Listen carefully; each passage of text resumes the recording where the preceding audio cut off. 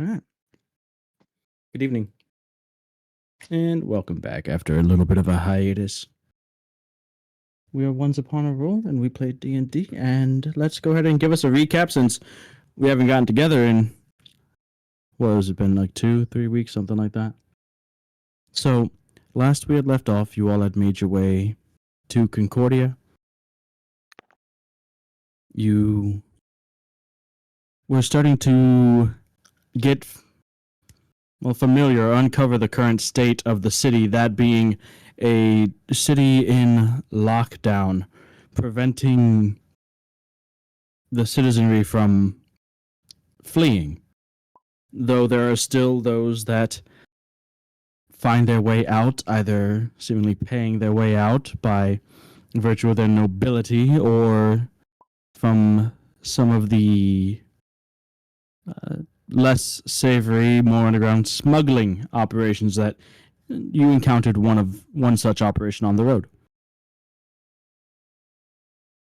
After returning, you notice that there is a bit of a conflict amongst the citizenry in Concordia, especially as the Bloodlands, the Asmodeus line, creep ever closer to its walls. Some remain steadfast, loyal to the Republic, while others see this control from the ruling class as perhaps an overreach. You're not sure exactly what the divide is. Doesn't seem like it's 50-50, a full-on revolt has not broken out, though there are those not afraid to voice their opinion, as you had seen as a group that had labeled themselves the New Republic took to the stage after Lady Isabella LaRue, Fred and Persephone's mother, finished giving her speech. A speech that she denounced those nobles that would flee and claimed that the estate they left behind would be used for the betterment of those remaining in Concordia. Spotting her daughters, now returned to Concordia in the crowd, she called them up on stage. The daughters, Frederica and Persephone, did so, with Frederica even giving a bit of a lively and impassioned speech to those listening.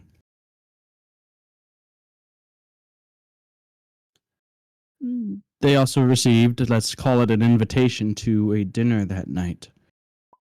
One that has now brought each and every one of you to the LaRue estate.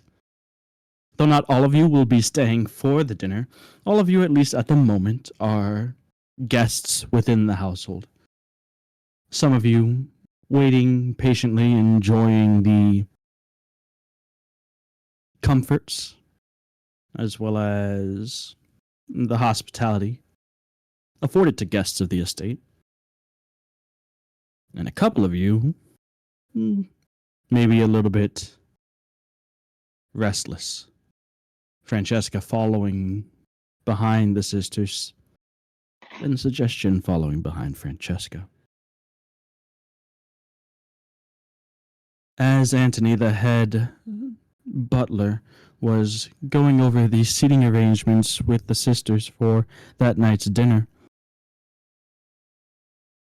Francesca, upon entering the dining room behind, just trying to see if anything would trigger a memory of feeling something, you caught a glimpse of the large portrait of the three sisters.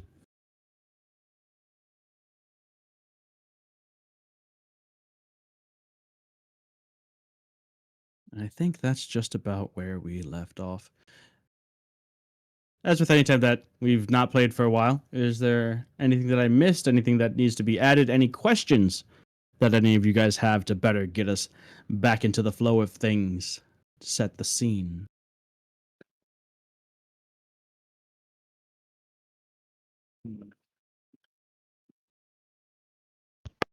I'll take the silence as everybody is fully immersed and understanding of their situation and the place within it.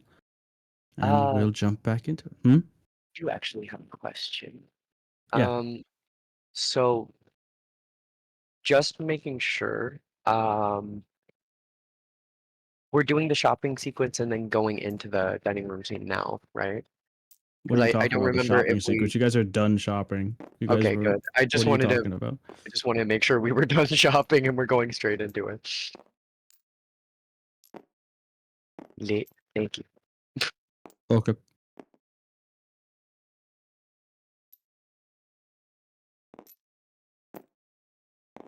All right. Didn't someone have to do like a wisdom saving throw on the portrait? Question mark. That Am I was like making that Francesca. up? Yes, not you. No, Oh, you okay. don't. Yeah, Francesca did. Yes.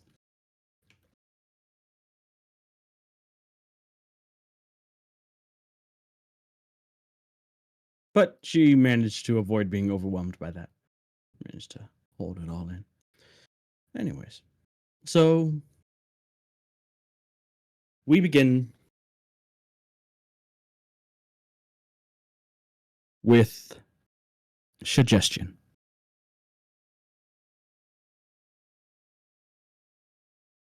You can see from your position here in sort of the main hall foyer area, looking straight ahead beyond the large staircase that leads upwards to the second floor. You see the back of Francesca as she stands in the double doorway that leads into the dining room, and you can even catch a glimpse of Persephone and Frederica beyond as they are getting spoken to and speaking with Antony, the head butler. However, something catches your eye sort of in the peripheral as movement from the staircase.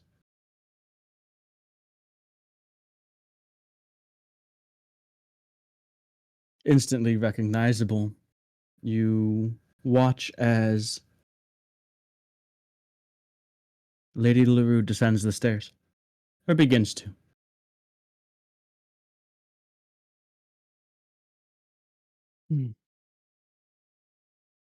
Her posture graceful, as it seems to always be, dressed in a deep wine colored gown. She begins to descend the stairs. She sees your eyes, and a small half smile is worn on her face as she heads directly up to you.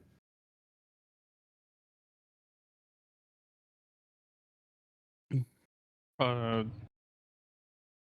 the moment she was, I would say, relatively close enough, he'll kind of bow. She gives a smile, closed lip, and gives you a nod and greets you. You must be one of the guests my daughter's invited. Welcome. And as you bow, she extends her hand towards you, palm down. You can see she's wearing long gloves that go past her elbows. Basically, offering you He'll the back of her hand. he'll take it, and it's normal here. Standard. What? On the hand? That too Hmm? forward? I mean, she's extending it towards you, so probably not. I'll do it. Or you're gonna take it like shake it with both hands. All right, nice to meet you. No, no, no, no. Just like whether it's like just like a hold the hand or kiss Mm, it, but I guess I'll kiss it. okay. She withdraws it as you do and clasps her hand in front of her as you stand back up. Well, yes, fellow warden. Um, yes, for the moment, supposedly. Yeah. I was informed that a guest had arrived and was coming down to greet you. But I see where the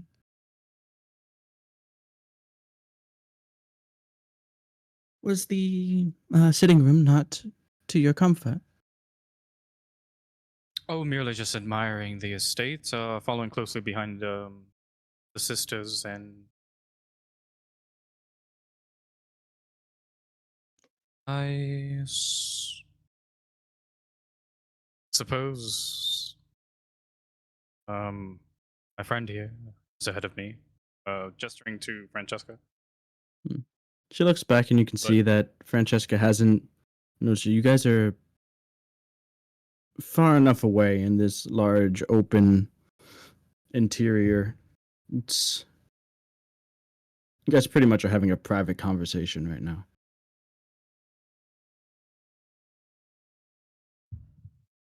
But she does glance back over her shoulder as you gesture towards Francesca and then back to you.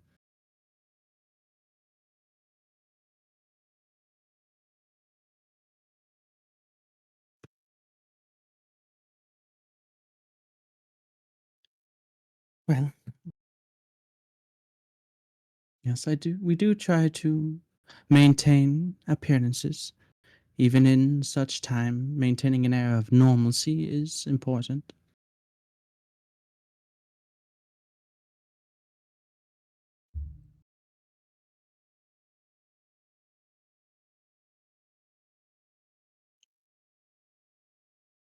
You can see her eyes are subtly scanning you, mostly Hmm. around your face. You can see them occasionally flicking up towards the area of your eyes and your mask.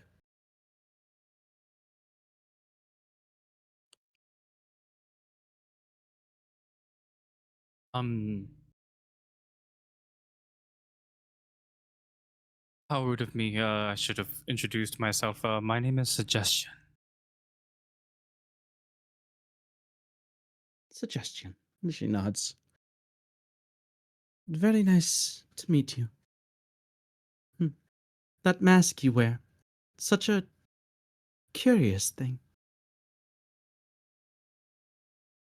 Often the most elaborate of masks are worn by those who most wish to be seen.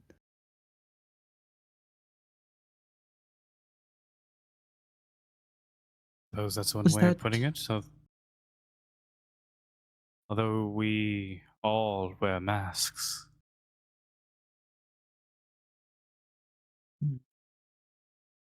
so to speak.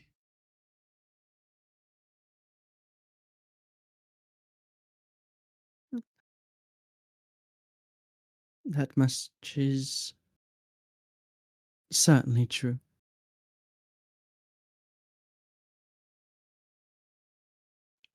Though the to go to the extent to wear one physically,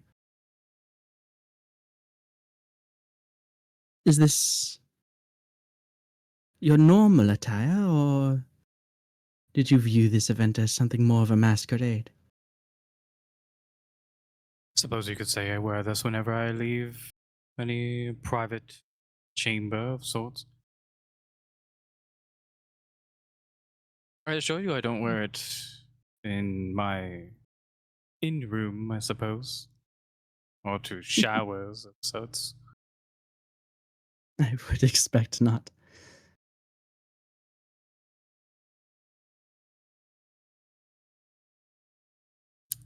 Think of it like an accessory, like a hat or a pair of glasses. Do you find it offers you confidence? It, well, if I can say one thing for certain, is quite powerful. Hmm. Yes, I've seen it in action. We have had occasional masquerades, though in recent times, not so much. And you would be surprised how much wearing a mask allows one to Speak up. Be bold when otherwise they might not be.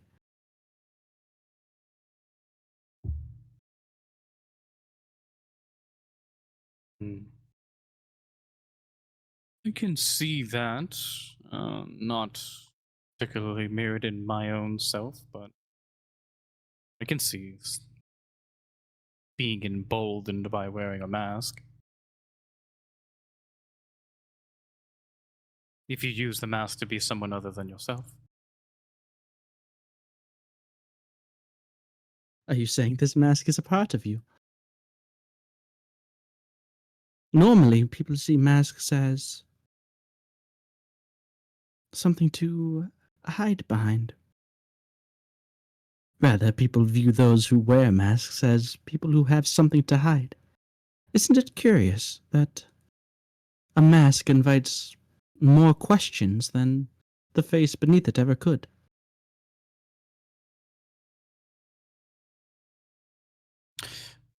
That is very interesting. Yes, a very interesting way of looking at it.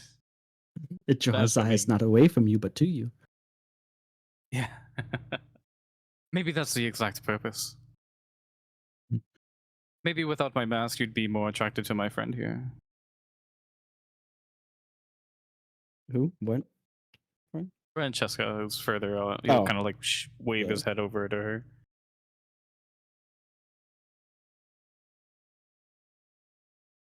Well, I do not wish to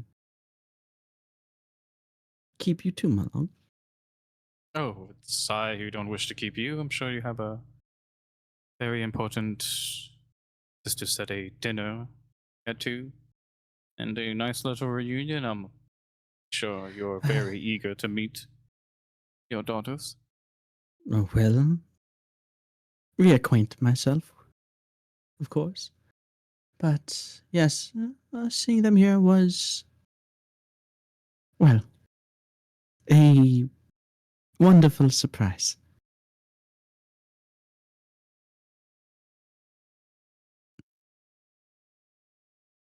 Certainly was not expecting it, but it certainly was not unwelcome. I hope they see it perhaps in a similar way.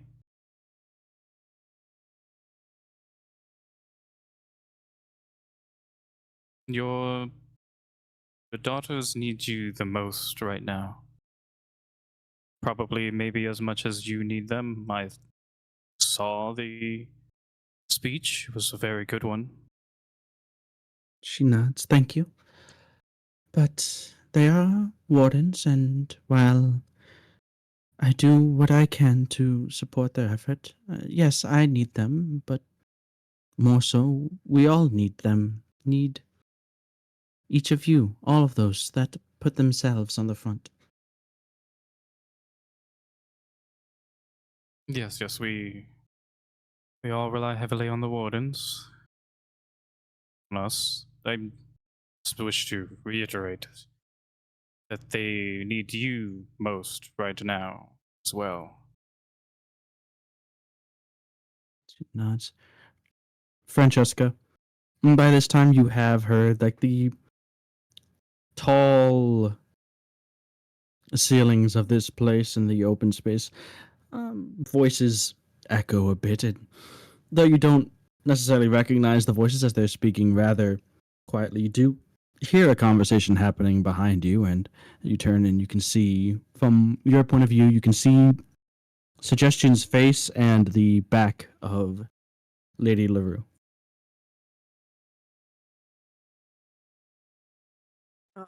They seem to be having. I won't interrupt them. I'll wait until it seems like she's gonna be like walking away from him to Okay. say anything.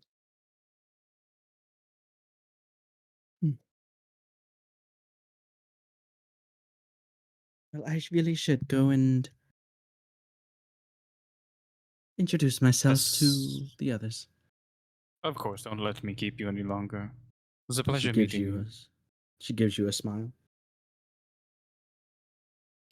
Excuse me, Miss LaRue. Sorry, what was that? I'm just trying to to say excuse me to her. Okay. So you're heading up. As you're heading to them, I mean, are you done suggestion as she just gives you a polite smile? Yeah, that was it. Okay.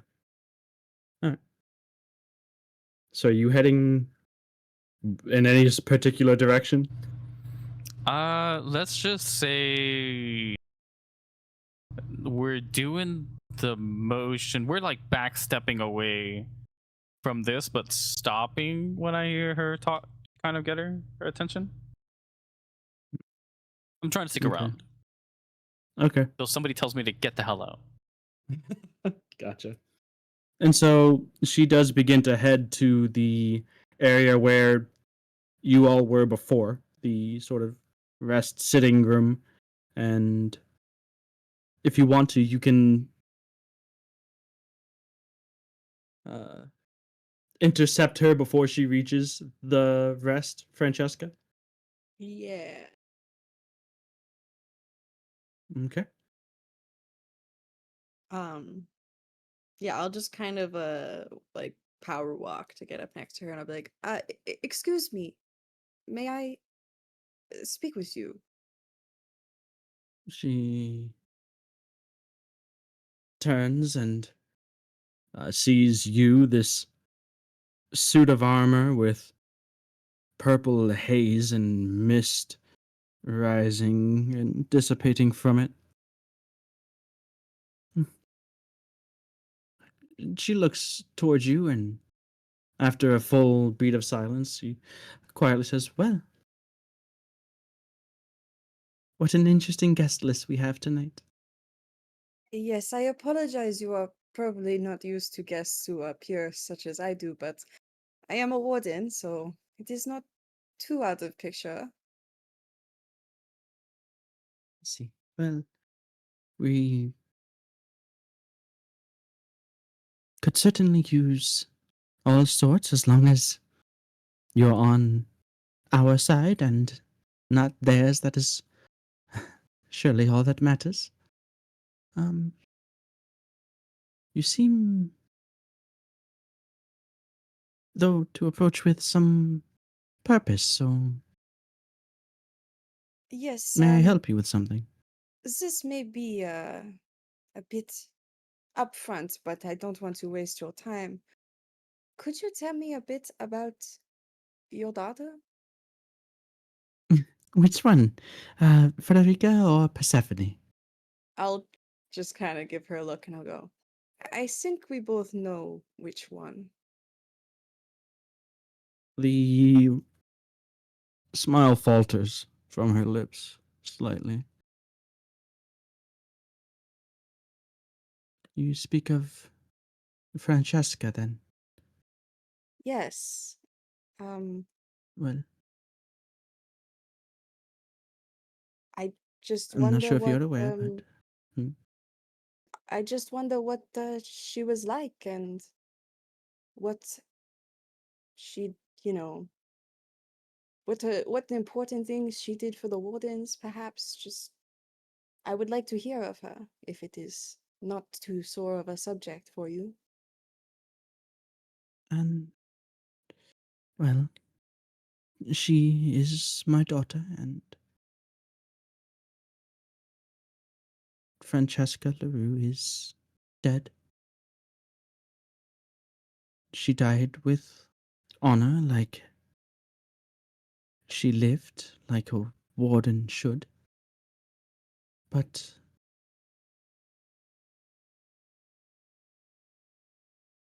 what Do you do you does know it where mean to you? Why are you asking after my late daughter?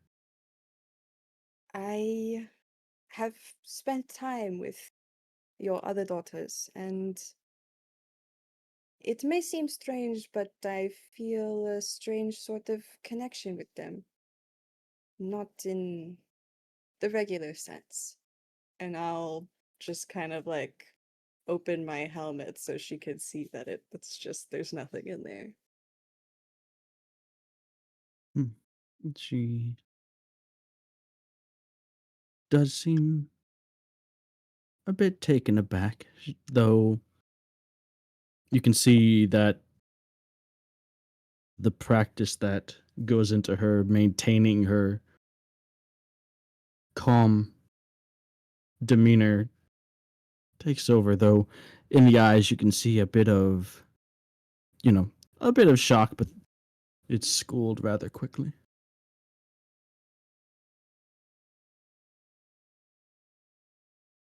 You see, I am not fully alive, as one might say, and I have no memories of who I was.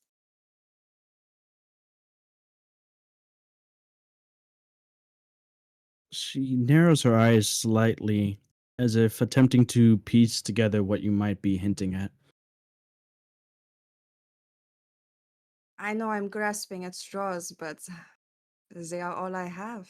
And even if what I want is not the truth, perhaps it could be.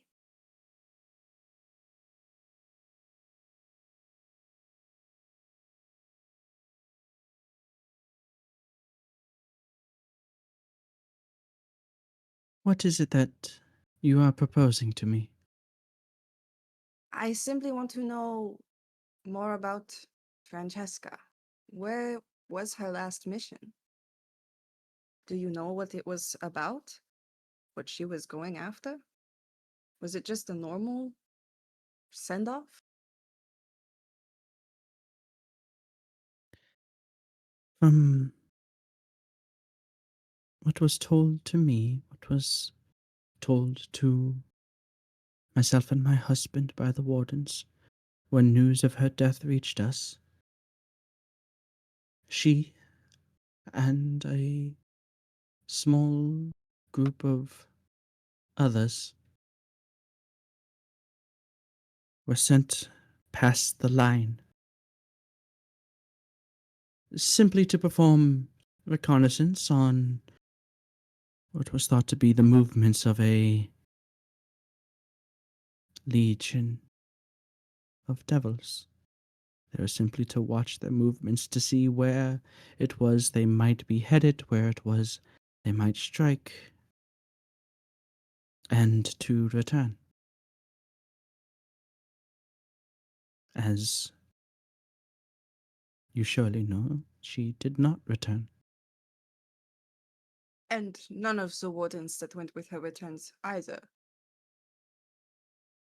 That I am unsure of. I do not believe so, but those details were not relayed to me. I have not been approached by any that claim to have been with her. Then it must be odd being approached by someone claiming to, well, be her. I apologize. It must be a lot to handle. You did not claim to be her until just now. You could see her Well, breathing begin to shallow. well, it would only be so long till you found out everyone else has been calling me Francesca for a while now. Might have the same name, but you are not her. Perhaps not, but I will not truly know. I realize that she, her fingers are fidgeting a little, slightly trembling as she clasps them in front of her. Sorry for disturbing you before your big dinner. I shouldn't have bothered you. Forget what I said. I'm probably not her, and there's no point getting hung up on it. And I'll go to leave. As you walk away after this long silence, she speaks after you. Francesca was a fire, not some purple mist in a shell. I'll like stop for a second to listen to what she says, but I won't turn. I'll just keep walking after she finishes. Okay. Suggestion you're still around somewhere, just lurking? Absolutely. Could you make a perception check for me, please? Absolutely. As she watches Francesca walk away, and once she is far enough away to believe that she's out of earshot, she mutters something to herself. 20? 20? Natural? Dirty. Yeah. The you hear dirtiest 20 30. ever seen. Dirty is 30. Okay, yeah. The dirtiest 20. So you hear her mutter under her breath as she watches after Francesca. But sometimes fire does leave ashes.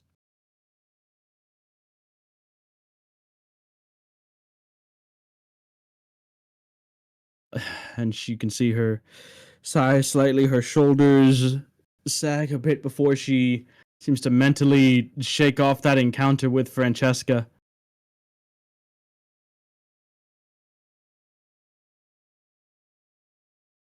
And recollect herself. And that's when, around that time, she notices that you're still in the vicinity. Is so she's walking to greet the guests specifically. She's not going towards the sisters, right?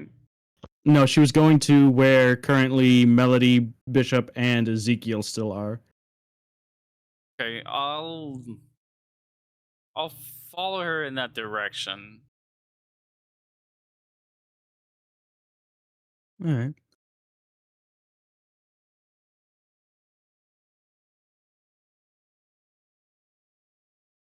I'm not going to the sisters, and I'm not sticking around here. So, Bishop, Melody, Ezekiel, you see Francesca re-enter the room as you guys are enjoying the tea and little snack cakes and other fruits and whatnot that have been offered you. You also see behind her, a few steps behind, well, a while after Francesca actually enters, Lady LaRue comes in wearing a cool, manicured smile. Francesca, you notice that her demeanor has completely gone back to the front that she puts on, it seems, or the calm exterior that she normally has, even as she glances towards you.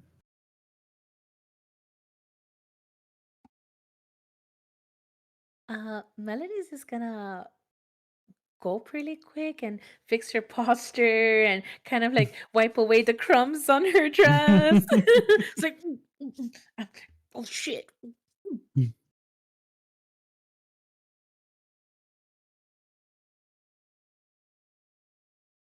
I'm gonna make a point of pouring some tea into my body and watching it spill out.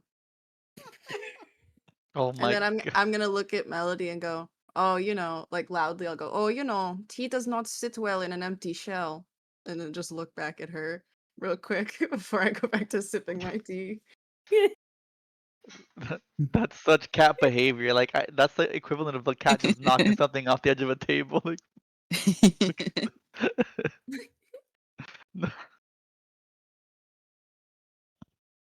I'm gonna see that, and I'm gonna be mid like eating a pastry, and you're just gonna hear like a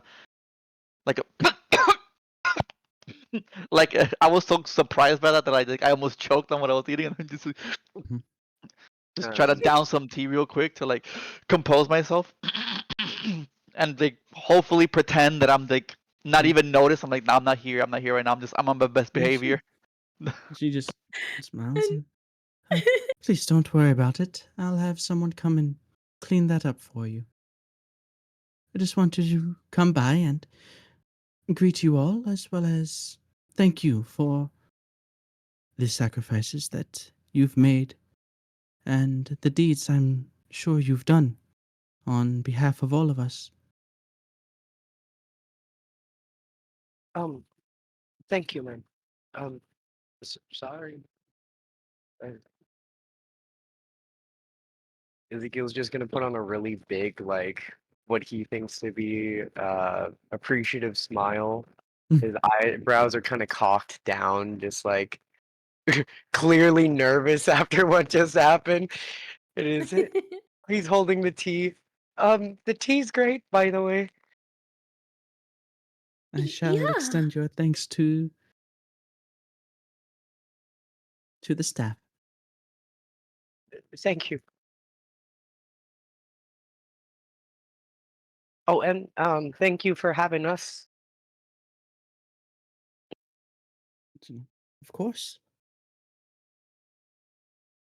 I'm sure in your own ways, each of you have been there for my daughters and have played some role in them making it here safely, so it's the least I can offer. And she gives a small, gracious sort of bow that only extends to about like her upper body and turns to waltz away, passing you as you are approaching from behind. Suggestion.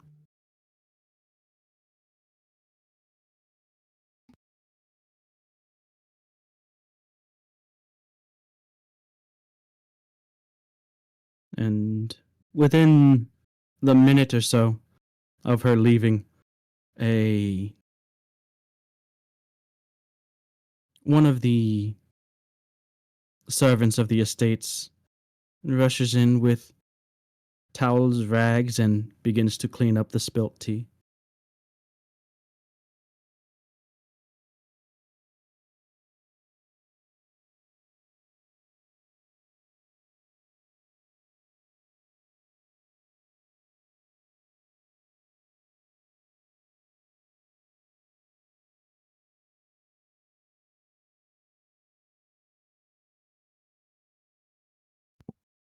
Um, for just something we need to know about, that was a little weird. What? No, nothing is weird. Just wanted to try this tea that you think so highly of. Now Right. that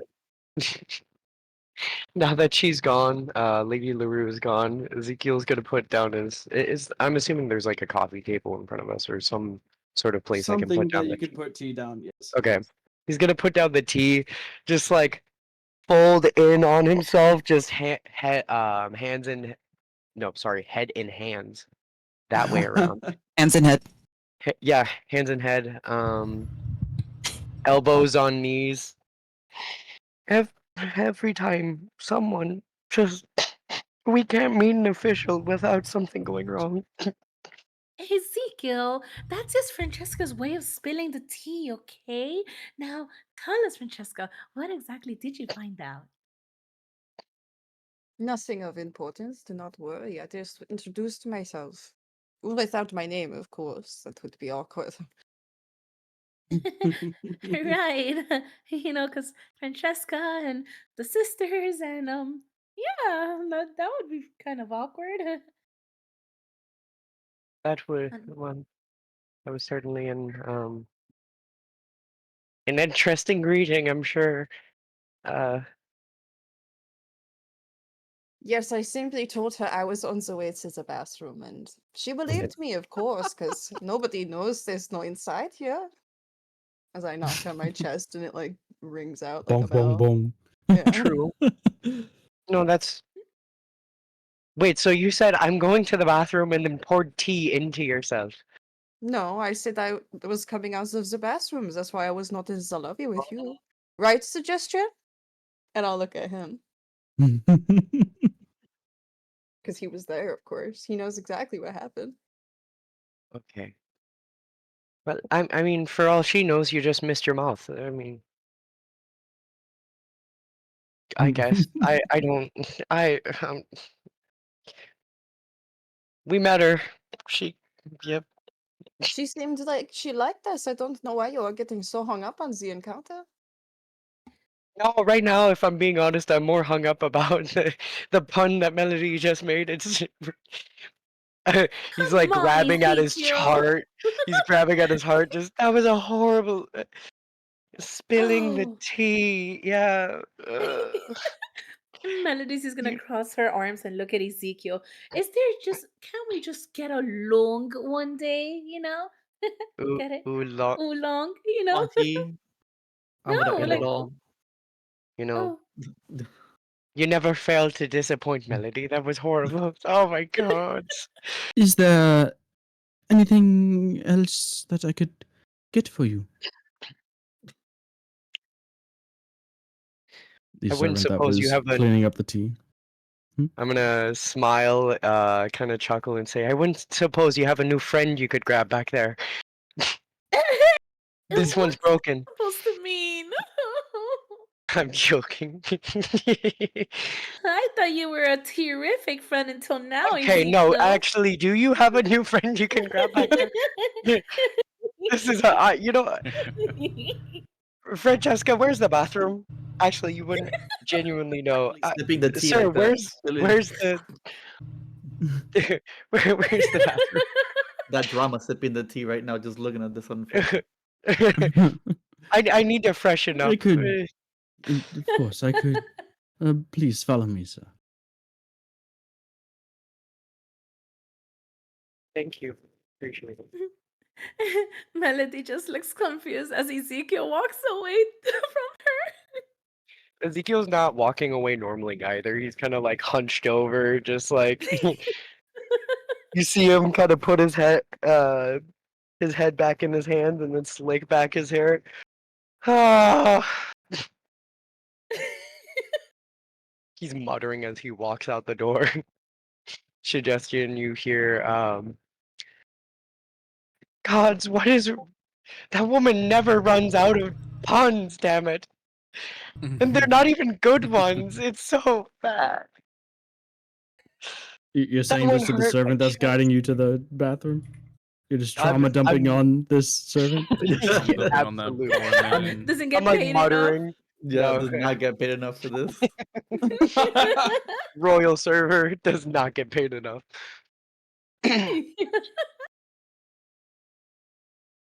Oh.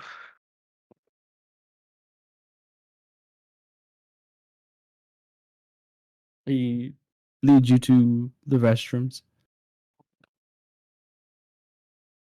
All right. Once again, I appreciate it, sir. And you're Of sorry. course. You freshen up. Yup. And as you exit, he's still there. On the tray is the sopping, wet tea soaked rag that he used to clean up the mess. Are you comfortable with the way back, sir? Oh, yeah, yes, of course. I appreciate the offer. He extends a hand to you, a clasped hand holding something in it, and opens it up to offer something to you. And you notice in his hand are two small wads of cotton. Oh. I'll make appropriate. Should you need them, sir? Yes. You are awfully good at your job. I'm gonna say with a huge smile on my face. Much appreciated, sir. I'm gonna immediately put them in my ears. And I'm he gonna goes need back these. on his way. This is wonderful.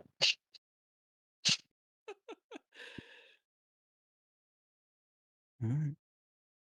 Ezekiel walks by Suggestion, and a little louder because he can't really hear himself how loud he's Yep. being. All done in the bathroom, Suggestion. And that Why do you have to server's announce it to mighty him? well. He's mighty well good at his job. Sure. I'm gonna show him like the cotton balls in my ear, and then do a thumbs up.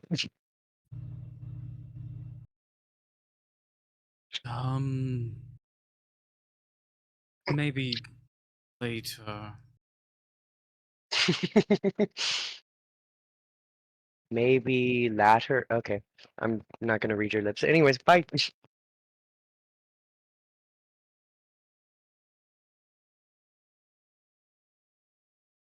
I'm gonna go back to the area and continue drinking the Okay. tea and eating the stuffs.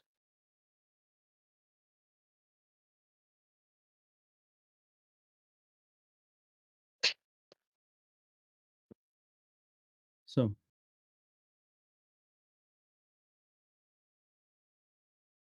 does anyone other than Persephone or Frederica have something that they wish to do?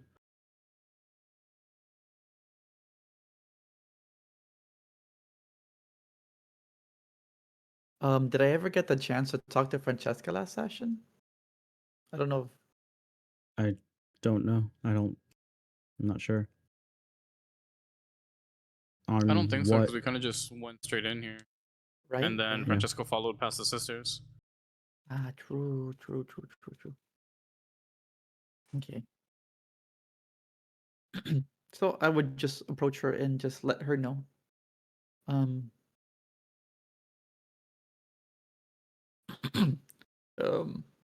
Francesca, Yes. yeah, earlier today I was looking into your one of your problems, trouble getting healed by regular means. I think I found the solution.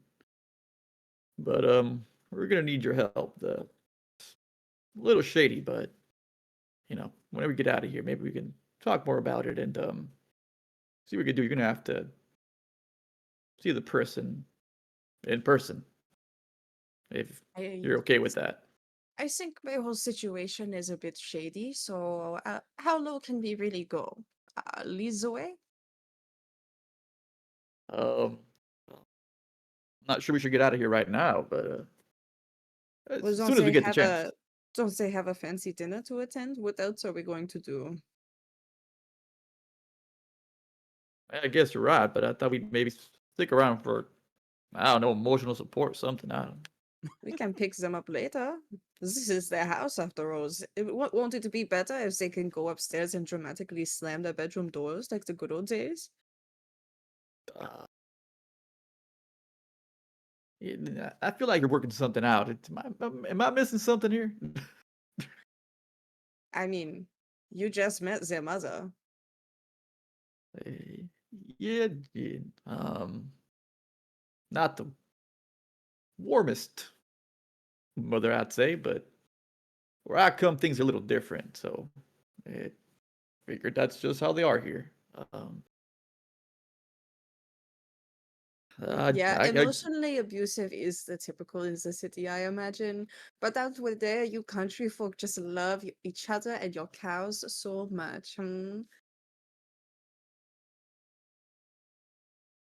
yeah, definitely going through something. Maybe we should get out of here before things get Yeah, let's just. That is what I thought. Leads Yeah. away.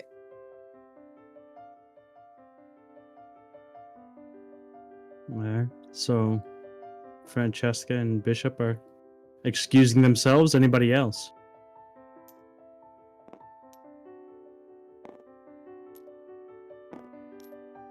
I mean, I'll invite Melody if she wants to come too. I mean, she was there originally, actually. Maybe she could.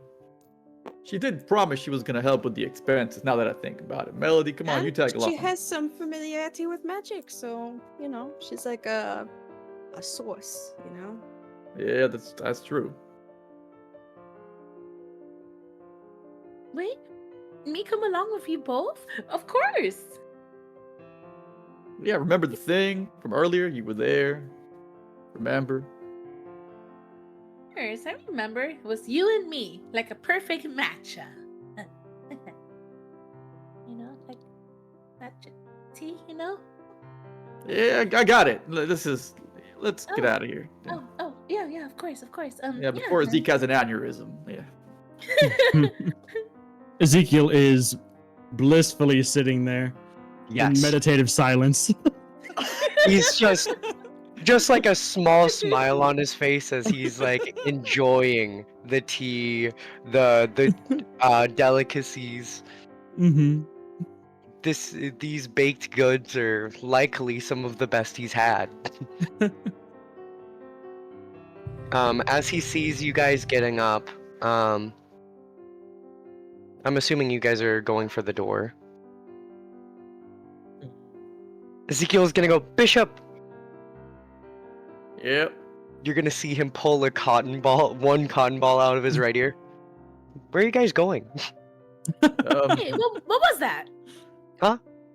What did you just pull out of your ear? He has it in his fist, it's closed now, and he's like, what are you talking about? She looks at Bishop. Continue. Yeah, we're gonna head out and do something for Francesca. Oh. Some magic thing we were working on earlier today. Oh, okay. Well, You could come along if you want, but if you want to keep eating, I guess that's fine too.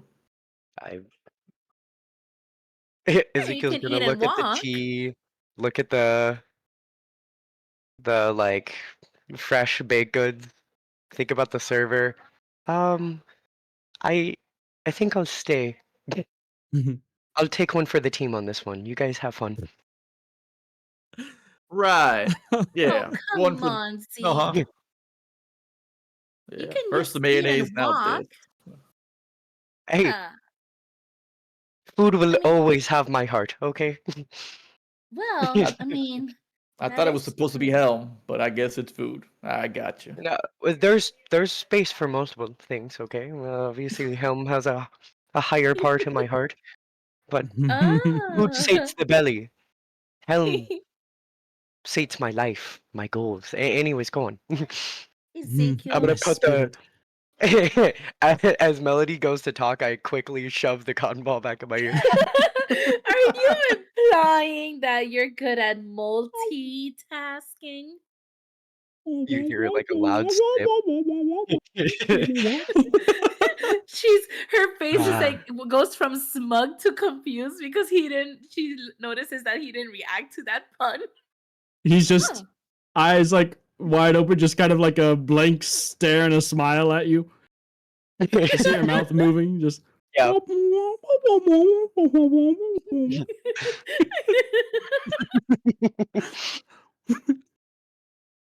You were right. Today's a lovely day, isn't it? Yes. The server did need a raise.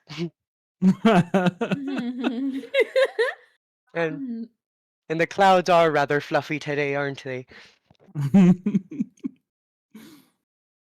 You think they put something in the tea he's drinking? There's something in the tea, for sure.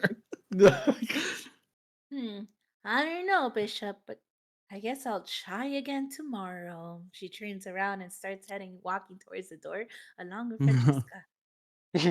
Alright. Zeke is gonna do like one of those like finger waves to Bishop with like a grin on his face.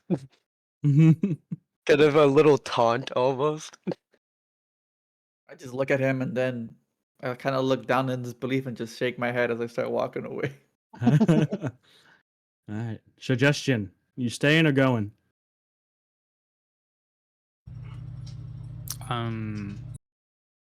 I'll stay. Okay. You staying with Um, Ezekiel or doing something else? I'll stay with Ezekiel. Once those three are gone, I'm gonna take the cotton balls out of my ear, and then there's space open here on the couch or whatever fancy furniture this is called. Heard something about a futon one time. I don't know what that is. You're acclimating well to noble life, I see. The tea just fills your heart.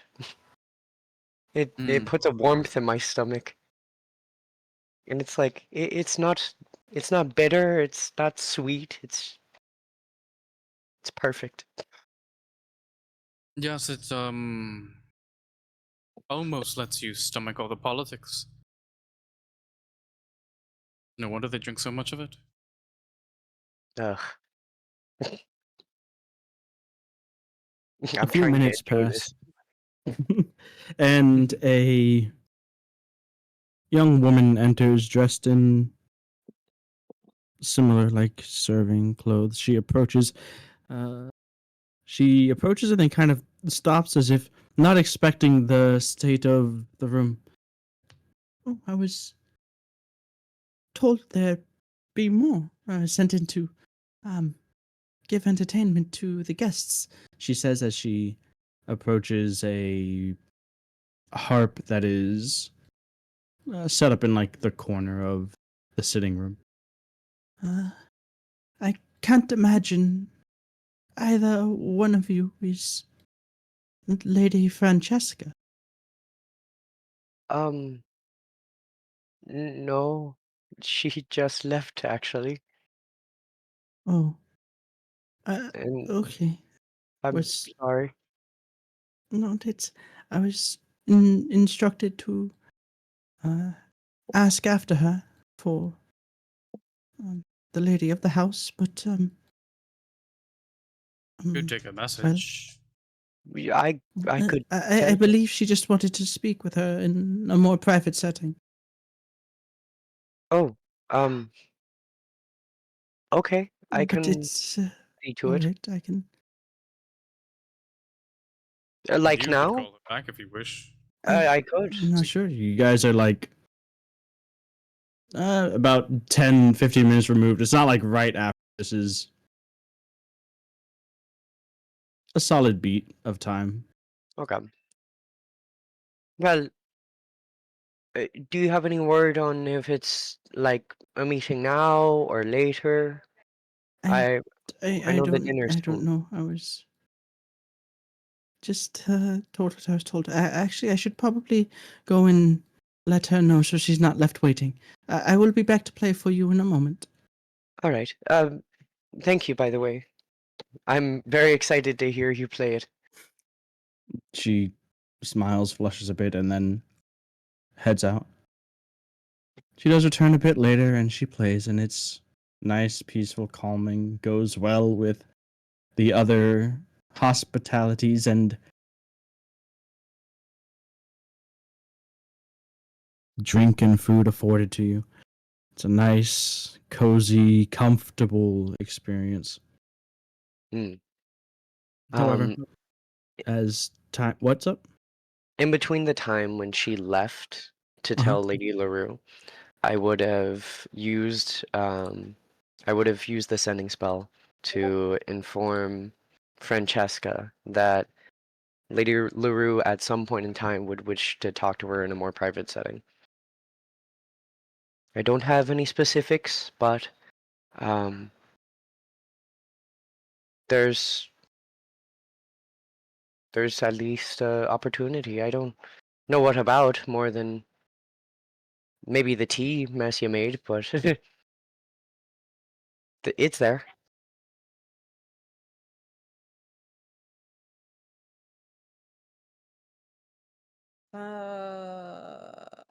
What did she say? The lady was going back to tell her that she shouldn't wait, though, right? That's what she said, Zen. That the lady was like, "I'm Well, gonna yeah, tell she was the." going back because, like, she's not here, so don't wait up Yeah, because she's left already, basically. yeah. Because I mean, it has been like 10 or 15 minutes, so even by And the it would time I be got another 10 or back, 15 for you to get back, exactly. and then I'm just gonna respond and say, I suppose she will have to wait till after dinner because it will be a while before I can get back. Ezekiel's just gonna shake his head as he can't say anything to her again. Well, that's settled. I'm gonna say the suggestion. A harp player. That's gonna be rather nice.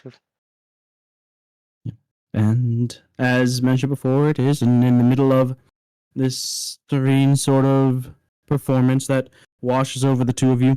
Persephone and Frederica, you both return to the waiting area to see that most of Kieran is no longer here.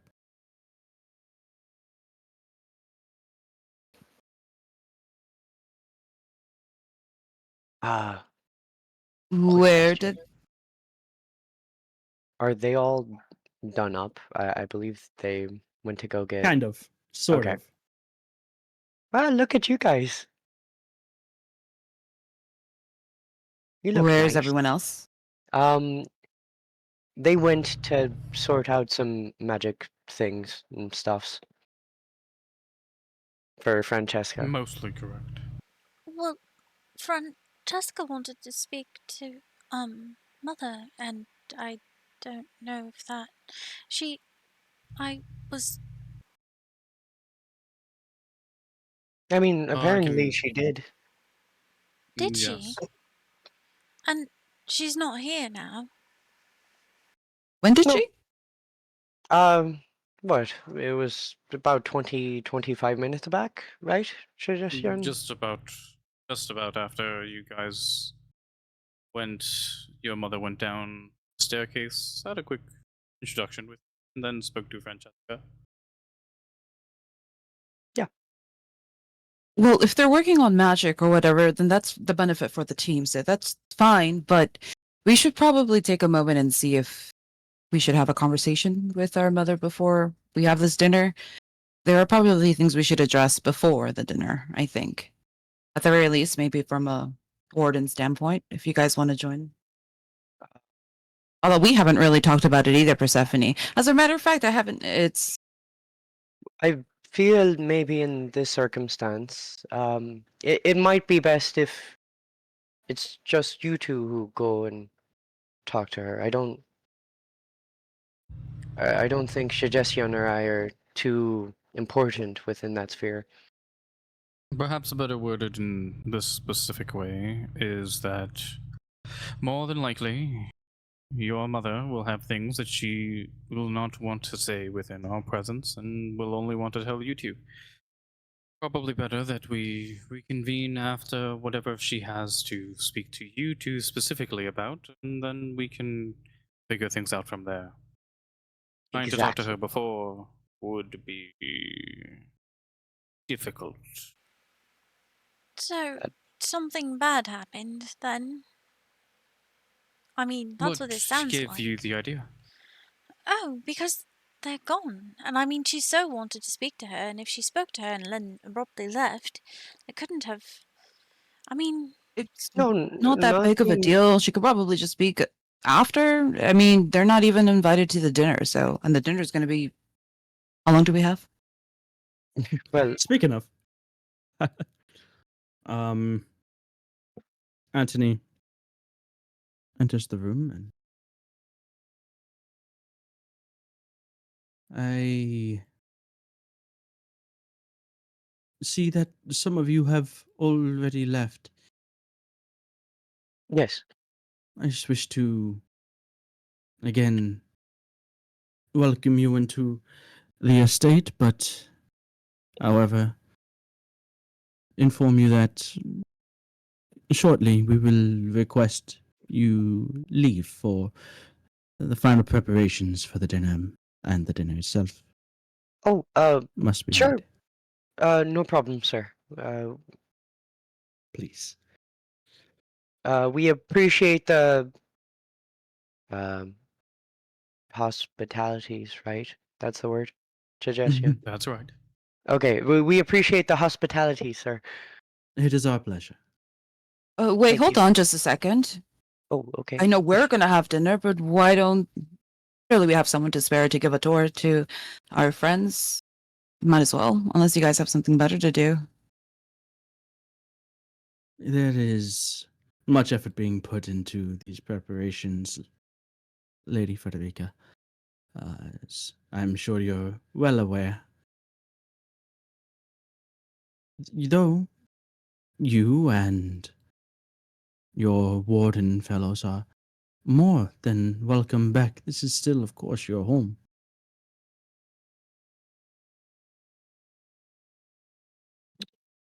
However, I must insist that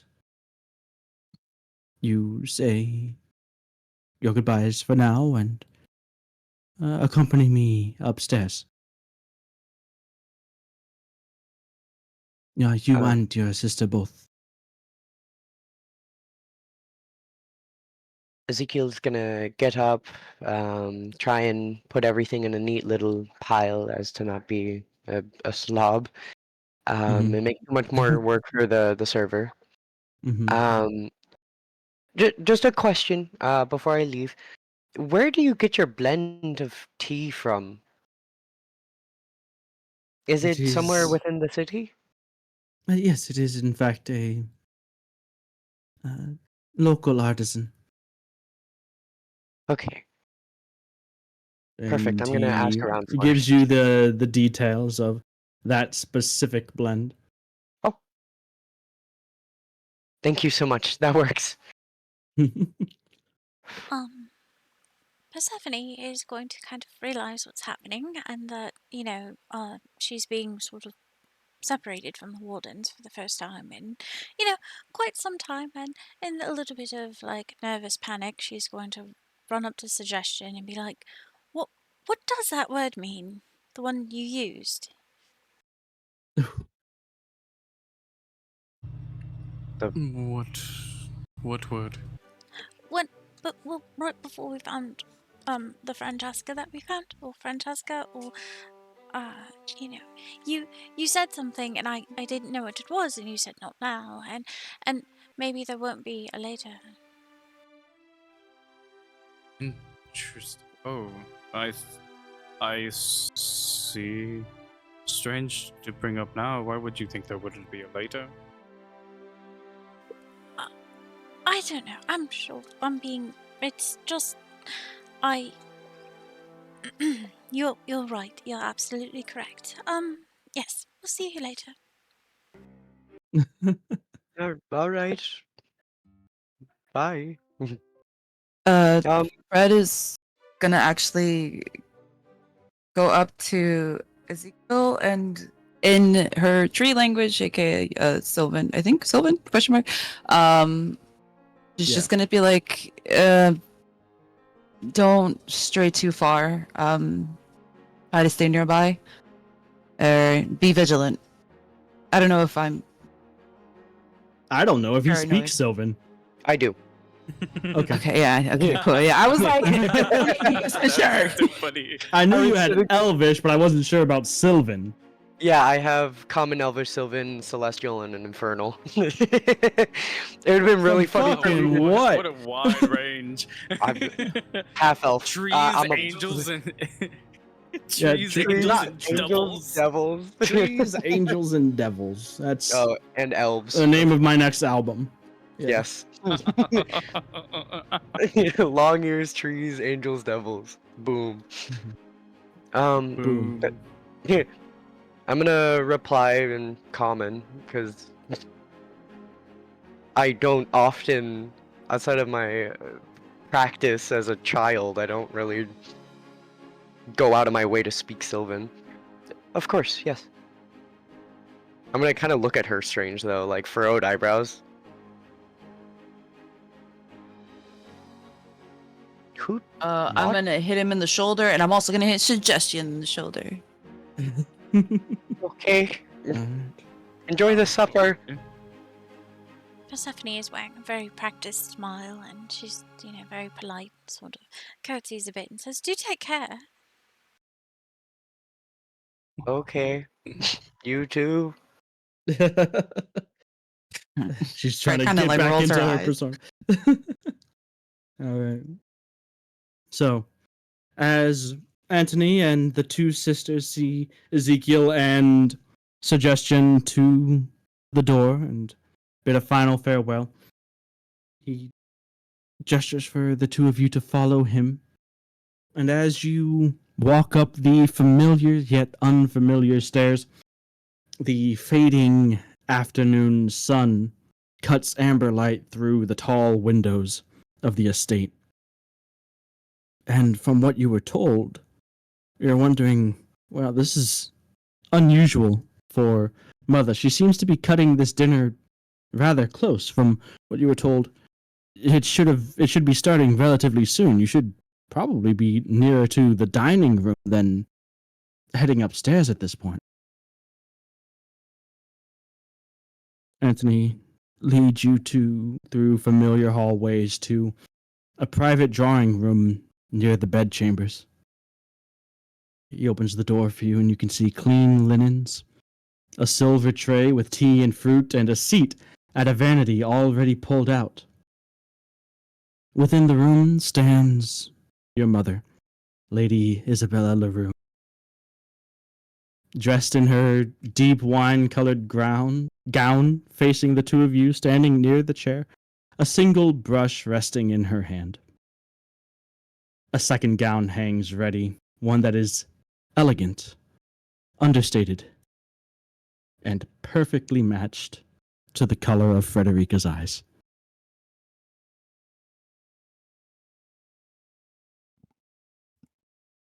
Without turning around as she is maneuvering stuff at the vanity, "You girls are early. How dutiful of you." She finally turns, smiling faintly, her eyes as sharp as ever.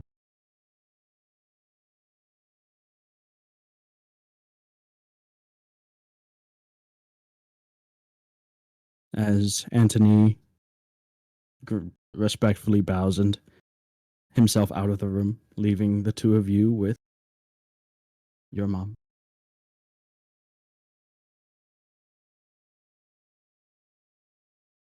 Mm, Frederica doesn't say anything at first. She kind of waits for the door to close and wonders if she hears like a click. Okay, yeah, the door closes. It doesn't lock, no.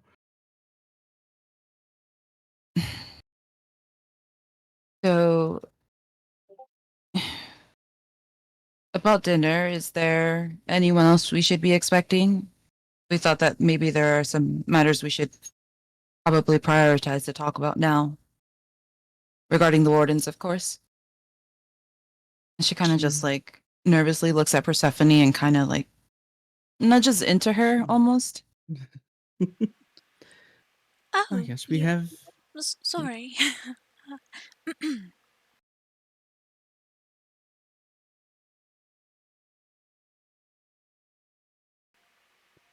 Forgive me? Yes. Forgive you? For what? Interrupting her? Oh.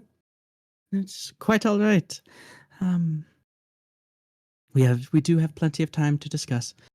As when I informed you about tonight's dinner, I may have misremembered the time, but as it turns out, we do have a moment to speak as well as make sure you look presentable.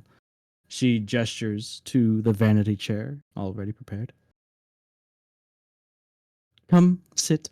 I won't have you walking into the dining room looking like a battlefield courier. Why not? I think most people would remember me this way. Kind of thinks about it for a moment, kind of just waiting to see, examining Oh her dear, mother's expression. do be rebellious on your own time, darling. Right now you are in my home and we are hosting. Come.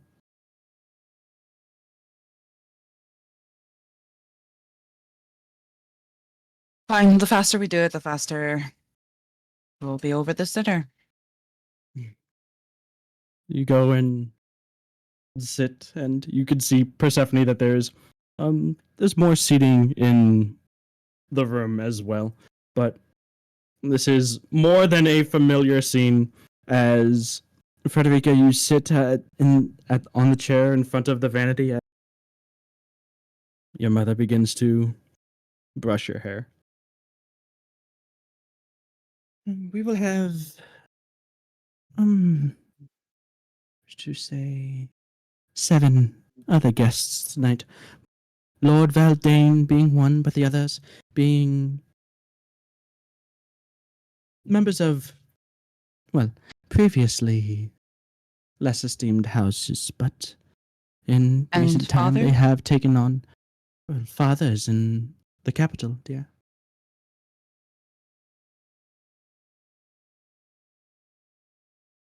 It is up to the three of us to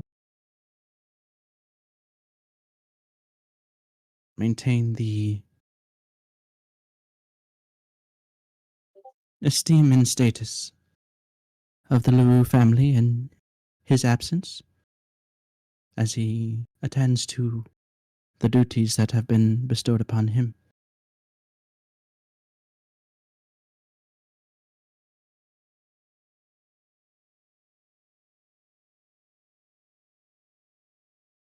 And everything that's going on here, that decided by these families and you two?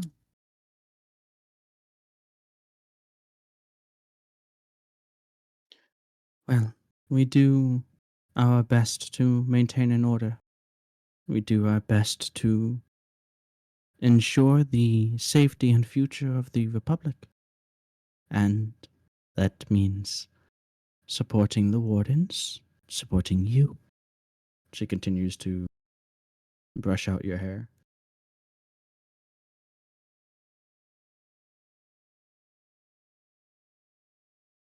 But the people of Concordia, they're being branded. They're not allowed to leave. This can't be the only method that you're thinking of. And it's not going to work in the longer run.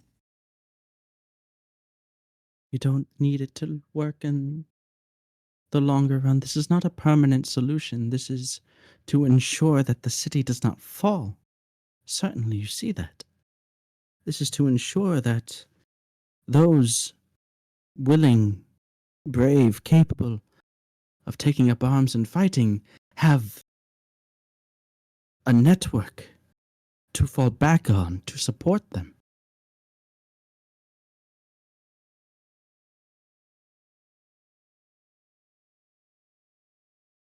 But these people aren't willing. And I know it sounds a bit naive, but what we're doing, You're- or what you're doing, have you heard the people talking in the streets? They're equally as frustrated. And you know I didn't mean to interrupt. That's okay. You speak of those few that decide to draw attention to themselves and scream and shout. I assure you, they are not the majority. You don't think that there are others like me that have family, husbands, brothers, sisters, sons, and daughters that have given themselves to the cause, given themselves to the fight, and want nothing more than to do what we can to support them. There are some that certainly like to rebel for rebellion's sake, as I'm sure you understand.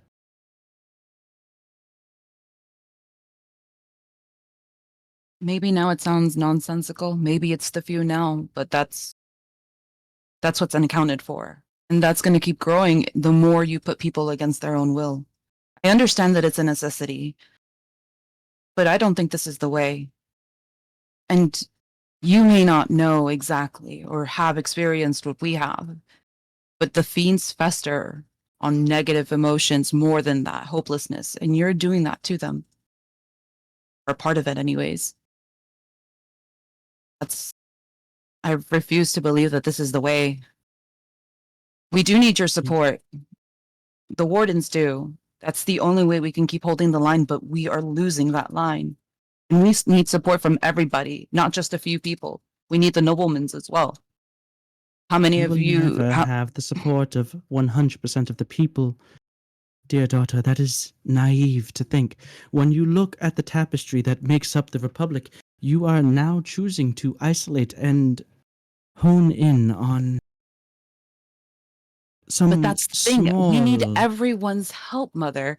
That includes you. That includes other people that are just sitting around, not doing anything but making decisions that makes them feel better about themselves, while other people are slaving away to source materials for the wardens. It's not just the wardens either, But we need everyone's help.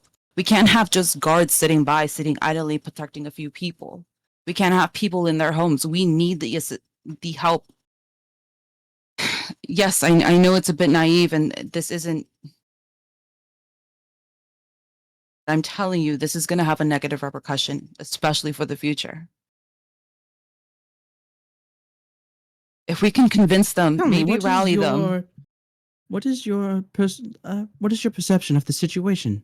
Do you think that myself and the other families that have chosen to stay are sitting back doing nothing? We've not left. We have not abandoned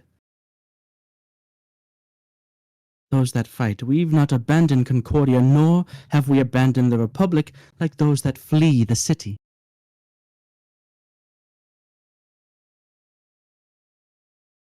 You look to those that You would force them might to what?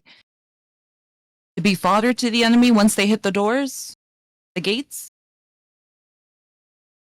We can't force them to make that decision. Or we can't make that decision for them, rather.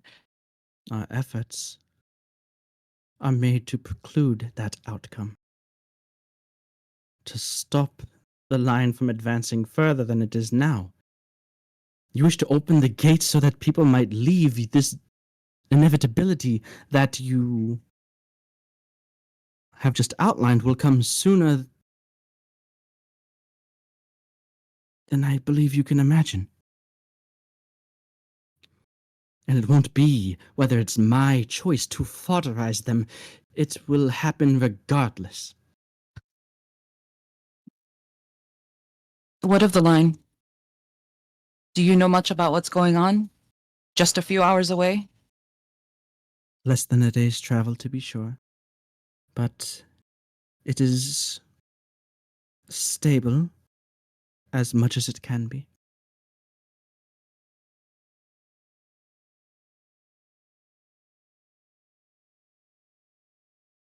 Not stable. She said it's as stable as much as it can be. Not unstable. No, Fred is telling her mother, not stable. Well, as much as it can be.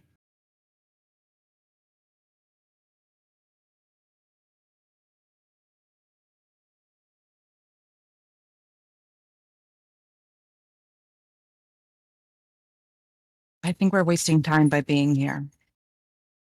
And what is it that you'll have us do at this dinner? Who's going to be there? Or what decisions are being made? A few minor nobles who have risen to the occasion, who have stayed and proven their loyalties. One of which the two of you may remember. And she mentions a Tabitha Okadine, a girl that you remember as she jogs your memory, that might be around Frederica's age, maybe even younger. You remember her as kind of like an energetic,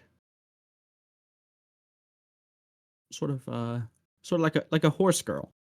Her family bred horses of all kinds for the Republic, and that was sort of their thing. Just as willing to let her hair down and play outside and get dirty with Frederica as she was to play with dolls inside with Persephone. So that name is familiar.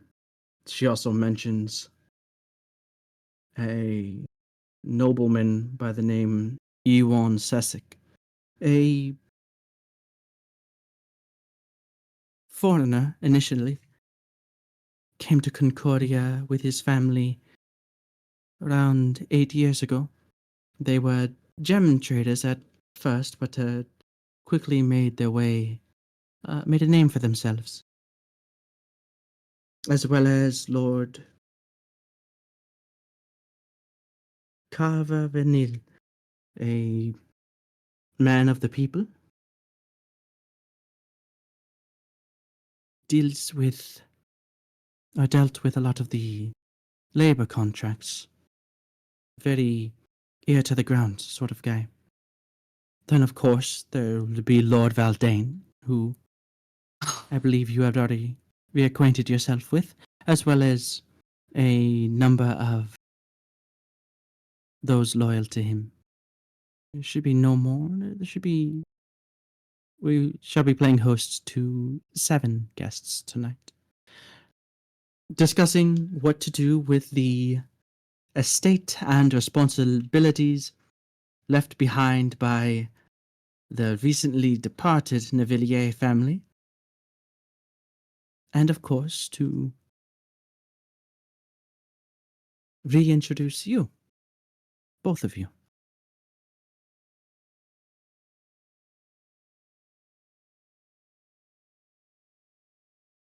A small celebration in these dark times that my daughters have returned home, at least for a little while.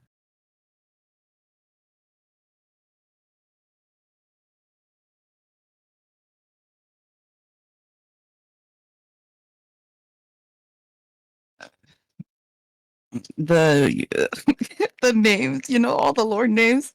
Kind of just like, oh my god. But she's gonna like look towards her sister and try to read her expression. She's kind of like in disbelief. Her mouth is like dropping, her shoulders are dropping, like her face is like very modest. She's just like, oh my god. So, As you turn to you look back towards Persephone, she gently, a finger or two to your chin, turns it back towards the mirror as she continues grooming you.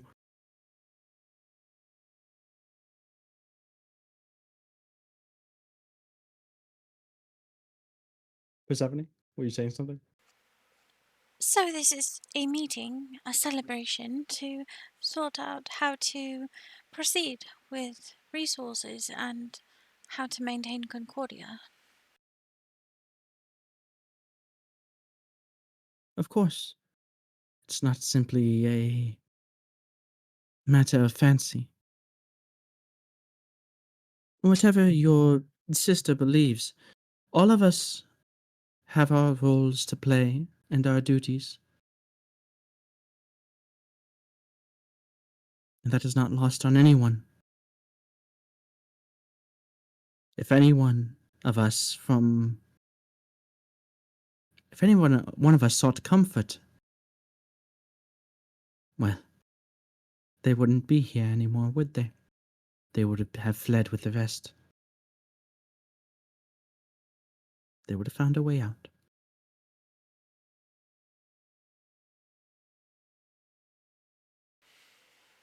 I understand what you're saying, Frederica, but also, if there is no order, then there can't be, a resistance to this invasion that we're facing, at the Asmodeus line. It's, like the bandit camp.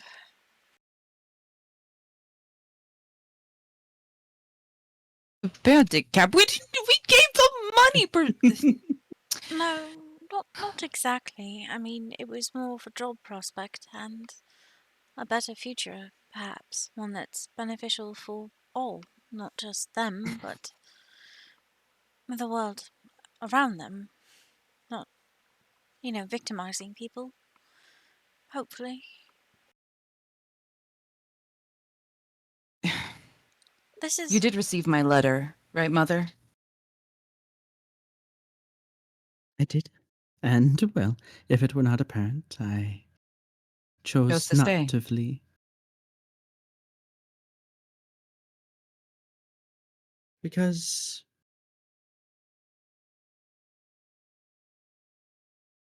well,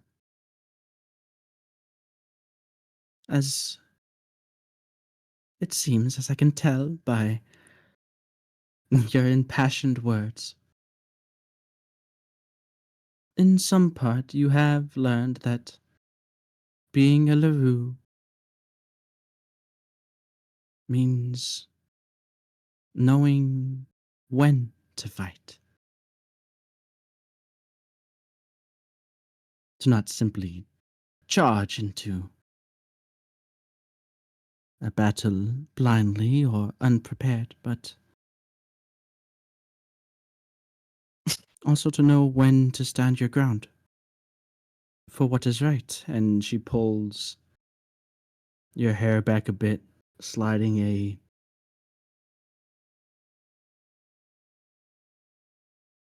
delicate pin into your hair as she tucks some behind your ears.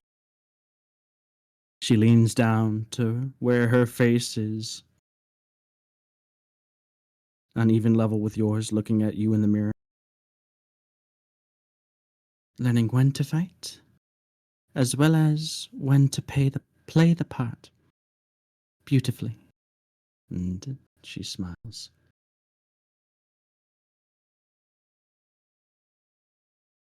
Um, Frederica winces mostly because she does think about the times that she has charged into battle, and that's where her focus is on. So, there's kind of some truth to that. Sometimes you gotta, hold off and not go down a flight of stairs at the start of combat. You never know. Sorry. Uh, um, she looks she looks at her mom through the mirror, kind of reading her expression or trying to. Just like you chose to stay, I choose to fight. I fight so that others don't have to, so that others can have the choice to be able to run or to be able to stay. That was not forced upon me. That is something that I chose. Sure, yeah, maybe at the start it had some influence, but I also have my duty.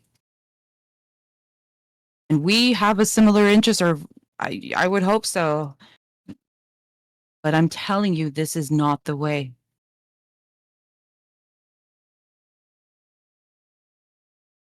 This will. You said that you so have our much family's best still to interest learn. in mind. I Yes, have and we're the always learning every survival day. of Concordia, the survival of the Republic in mind. Right now, we have two main bastions of defense against the fiends. Here, Concordia and the capital. And if one falls, the other surely will in short order.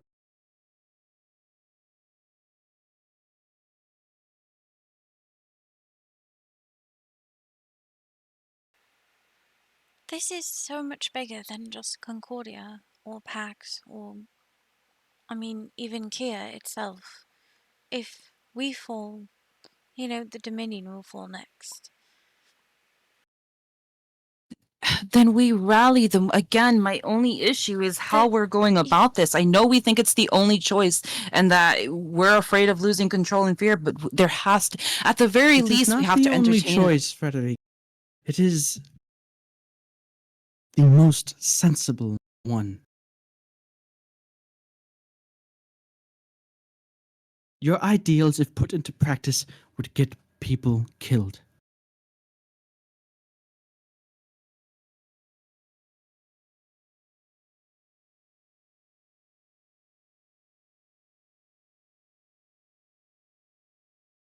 Fred doesn't say anything. She kind of settles in with those words and thinks.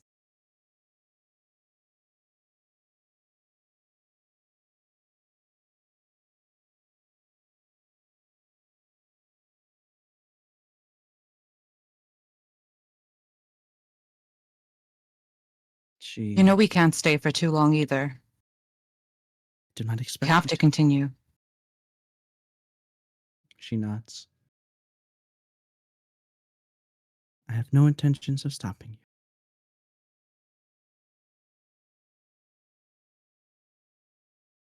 Do they know the truth, the people? The reason why they have to do these things? That right outside this town, city, whatever the hell you want to call it. Almost hell. And then it's knocking No. on Concordia's door. Even if I desired, it would be fairly difficult to withhold that truth from them when they look out past the northern walls. They could see the reddening of the skies themselves.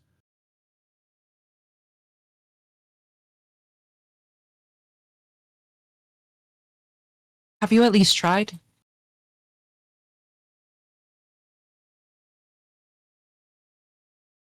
Tried what? Rallying them? Appealing to them, requesting that they aid those that have already volunteered themselves, of course. This situation in Concordia is more fresh, more recent than you might think. He only locked down the city less than a week ago, dear.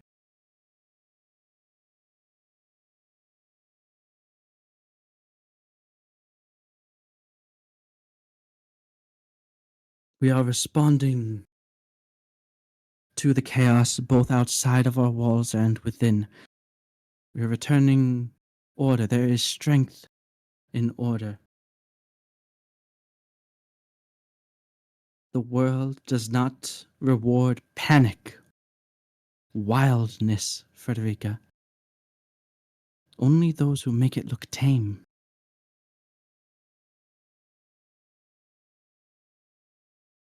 And she stands behind you with her hands gently on your shoulders.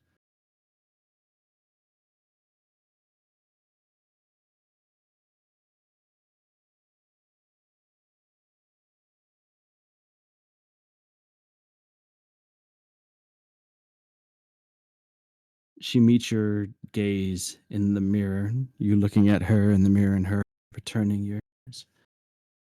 She sees how you look at her, and as you look at your own reflection, all hair all done up pretty.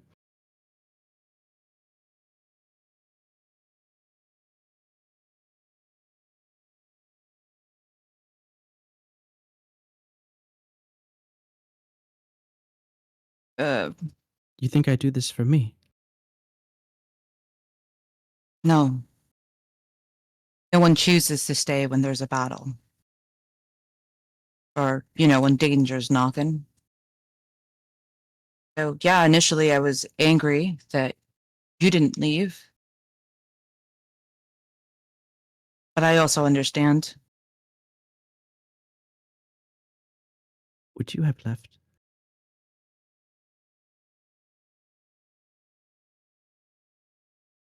You still could. Are you going to? Not for my duty. I haven't. I mean, sure, I'll leave Concordia, but I know what I have to do. Which is why, and again, we have to look at a different way. And I know it's only been a week, but a week is enough to get people talking nonsense outside your doors. At the very least, we have to give more support to the people.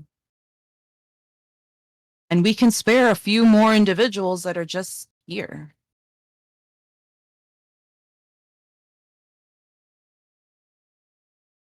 On what basis do you make that claim? Do you know the logistics behind what you're saying? What the count of guards that we have in the city are? There's a balance to be struck, dear. If chaos erupts in Concordia, the line will fall. If the line is undersupplied, undermanned, then Concordia will fall. One is not more important than the other.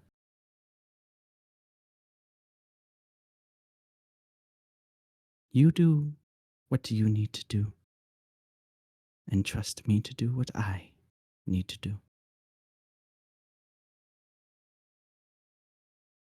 Know that when you leave and you and the others head north, that you will have the full weight and support of Concordia behind you.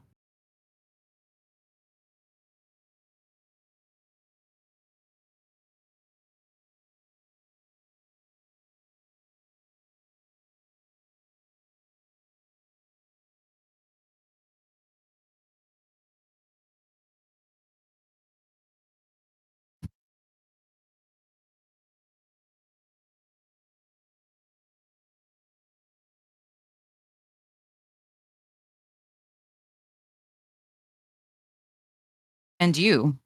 She looks towards Persephone. She allows you to now. She steps back. What are your thoughts about this, dear sister?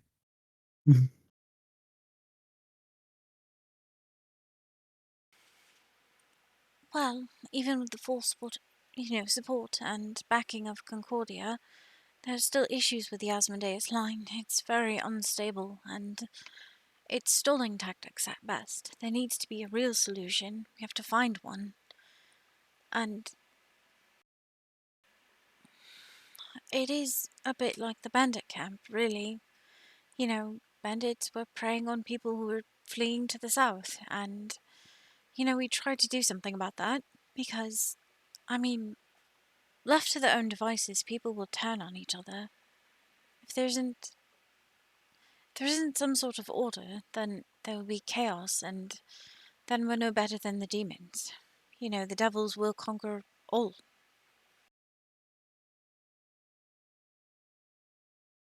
And if they have snuck their way in at some point or another, easy to make a deal with someone so desperate enough to want to be free, then what? It starts from within, right?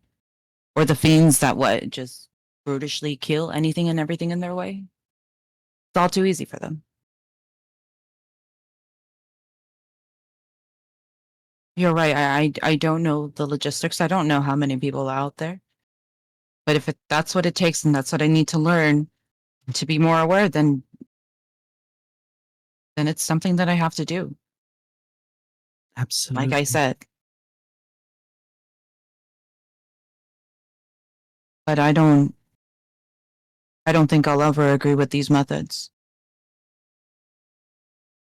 I also don't know or have a plan, so until I do, I can't really do anything, can I?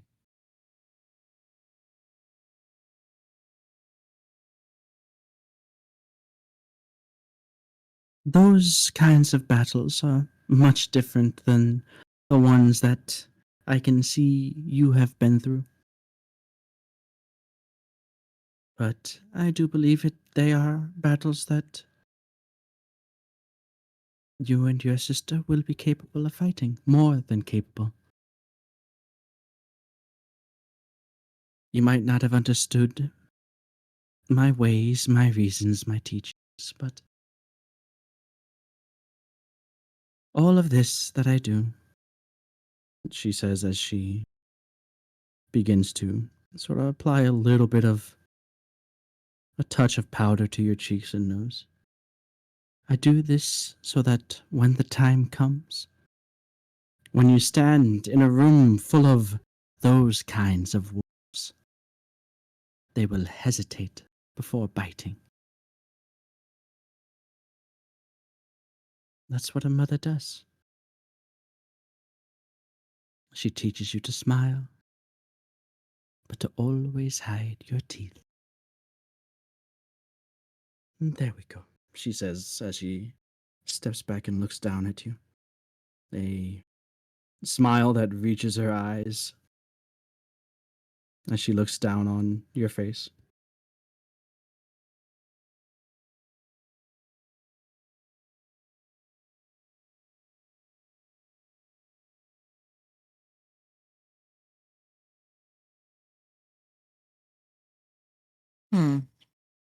Brett's gonna lean into the mirror and open her mouth and look at her teeth. She Gives a little sigh and a slight roll of the eyes that you just catch out of the corner of your peripheral. Enough to make me grin.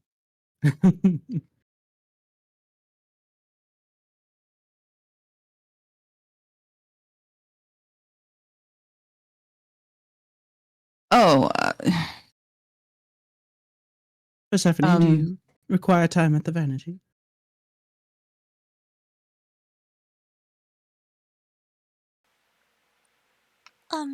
I defer to your judgment of that. It has been a while.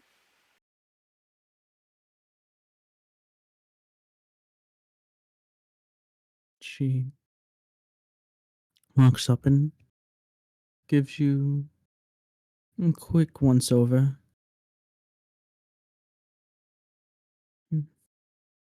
Bit of powder couldn't hurt, she says, but allows you to take care of the grooming on your own, unlike how she did with Frederica. Thank you.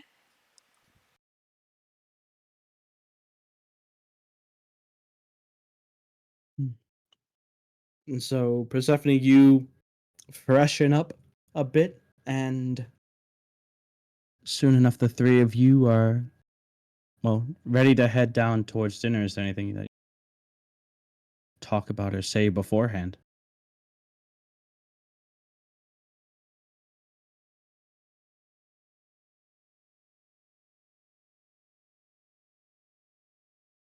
No. no, Alright. no, yes. No, yes, yes, no, yeah, no, no, maybe. I'm gonna ask for some. So, what do you think she thought about? You think she? Well, no, hold on. You think she met everybody, or well, it doesn't even matter. What do you think she said to Francesca? I mean, we could ask. What if she remembers? Oh, but she wasn't downstairs. Downstairs, wherever the place. No, I mean, we could just. Well, I suppose. I don't know. I mean, she left, right? Francesca did. So, and she was so adamant and determined and upset, sort of, even before we got here. So I don't know what transpired between them, but it obviously wasn't good. Right, because what was this? I don't know what this is. Well, I don't know. If I didn't have to be here, I wouldn't. I'd probably be with them right now. They said they were going to do something with magic. I don't know. I don't think she was that upset. I just think she was, confused. I don't know. Maybe she was upset. Maybe she is upset. I mean, she was upset. She yelled at us. She was like, no, it's not the time to be, I can't do her the way she spoke. You remember though, she didn't want to enjoy time. She wanted to find out the answer to who she is. I mean, Francesca. And, I mean, Mother seems quite upset. I mean, she's Mother though, so that's how that goes. Just trying to, it'll be, everything's fine. Everything is fine. Everything is wonderful, in fact. Persephone's smiling now and nodding. Of Well, you're course. wrong. Everything's not fine, but we have to figure out how to convince Mother and the other nobles. Of Am what? Am I really? What are you trying to convince them of? They want to support the Wardens and the Asmodeus line. What more do you want from them?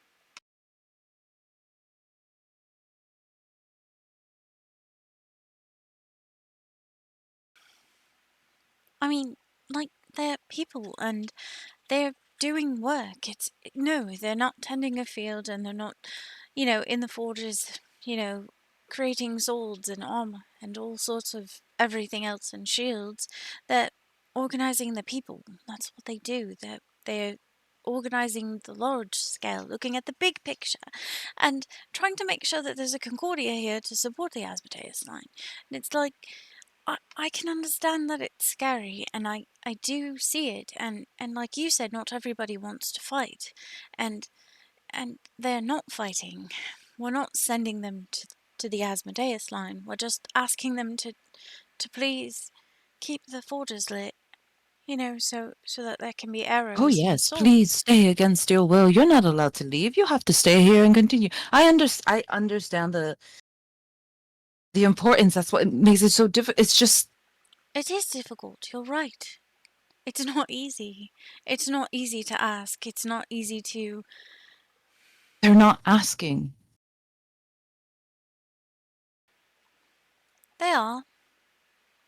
Nobody's in chains. Nobody's chained to an anvil like, you're going to work here.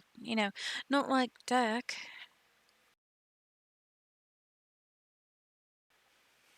Well, he wasn't chained to the anvil. He was Okay, just in chains. he wasn't chained to be, but we have marks, different sorts of mark. I No, it's feel like I it's sound very crazy. different.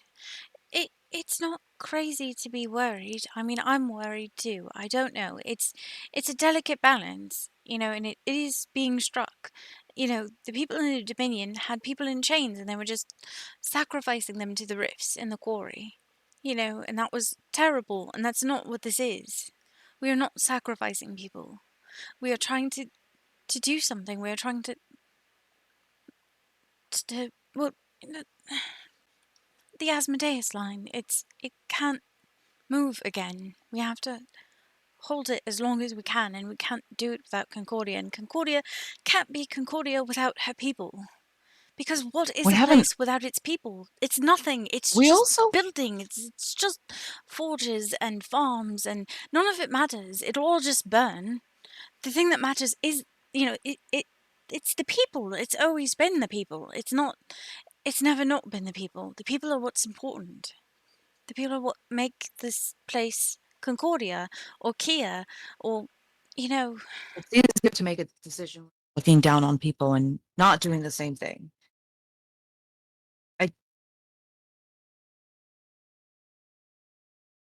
Okay, so we haven't. Let's take it back a notch. We haven't talked or communicated with the wardens, I don't think, since last time. What exactly are we pitching? What, that we need more support? I feel like that should be a given. Why do we have to sell ourselves? Why do we have to sell the idea? I don't know.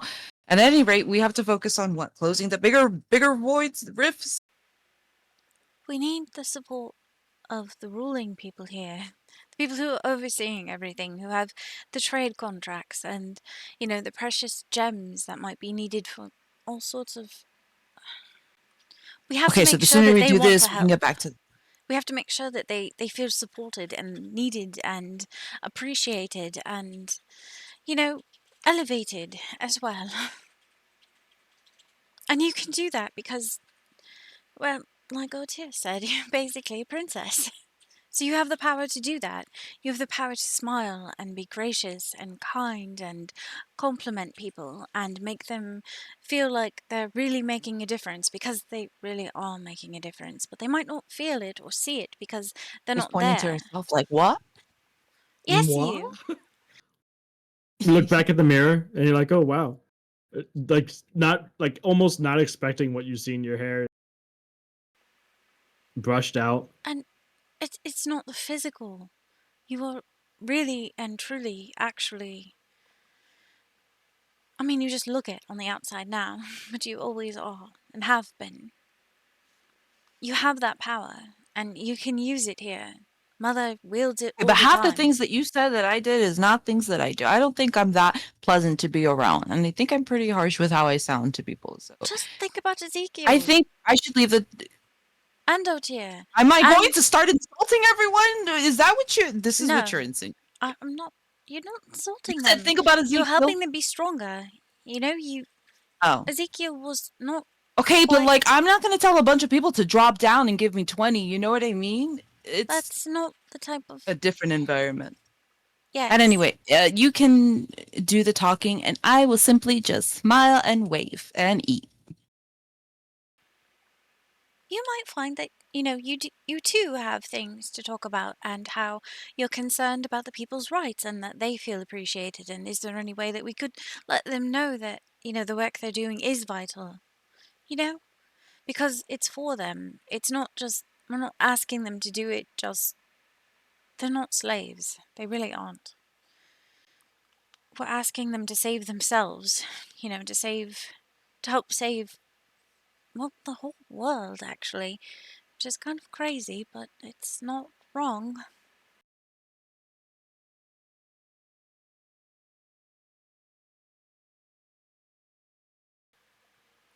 Everybody who's All right, working Mom. here is a hero.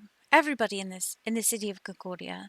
It's not just, you know, they're all heroes, really and truly, not just, it's not just flowery words, it's the truth. I mean, I believe that. Do you believe that?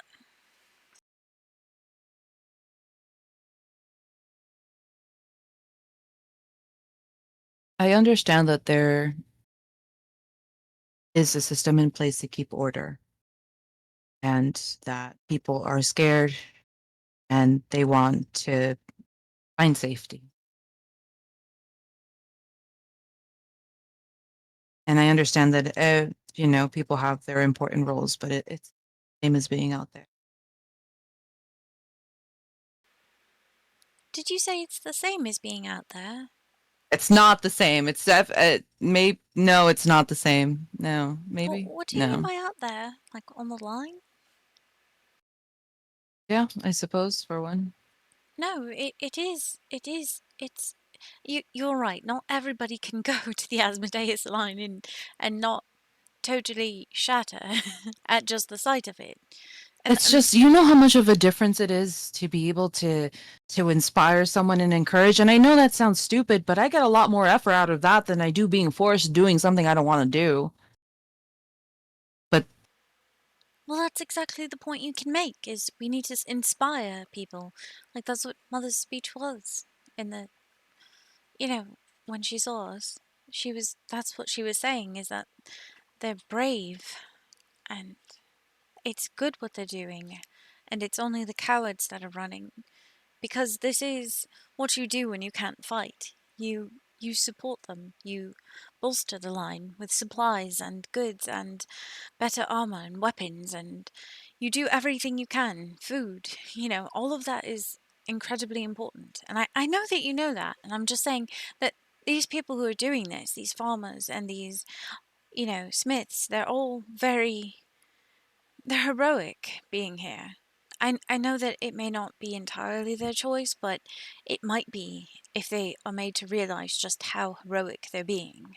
Honestly, this isn't even like just a line. It's like, it's not words, it's the truth. You know? The two of you are harkened back to a time now a couple years past, and maybe not even too far from here, all things considered. When the type of stuff that Persephone was just describing was exactly the role the two of you played in support of the Wardens and Francesca.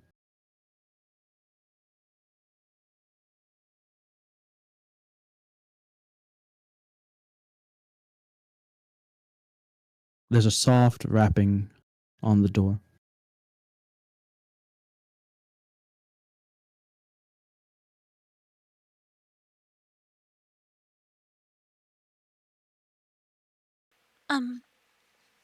Through the Yes? door, you hear Antony's voice.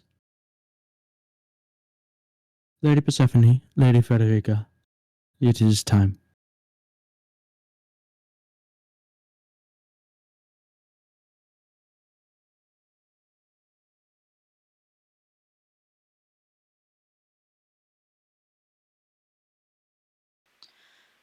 Just remember, you want people to have a choice, but also you want them to choose to stay. You want them to. I mean, that's what we did, right? Are you ready? but if people, just another battle, we'll say, I guess. No, so let's go.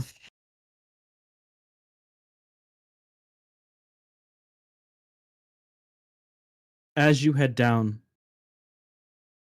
you walk down the stairs and around towards the double doors, the halls, the dining room, as the doors opened for the two of you, have the walls lined with staff. Some faces you recognize, however, most you do not. There seems to be many, many new faces. And certainly more than you had, you knew from before you had left. As you enter, the two of you are announced to the other dinner guests. You can see the dishware and everything already prepared, the table laid out, candles lit, soft, gentle music washing over the area. As the two of you make your way to the seats that had been pointed out prior by Anthony on either side of Lady LaRue.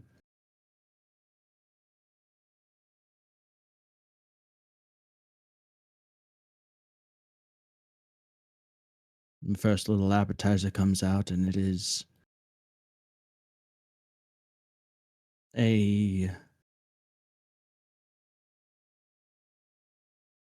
it's an experience being back here.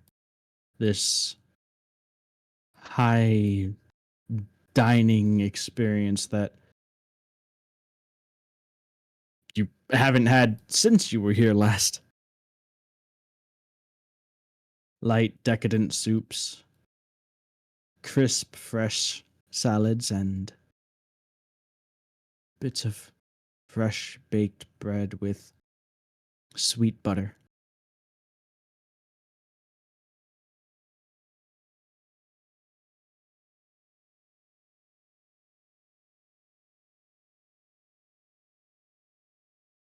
As you eat, and wine is brought around and poured for the two of you as well as the other guests.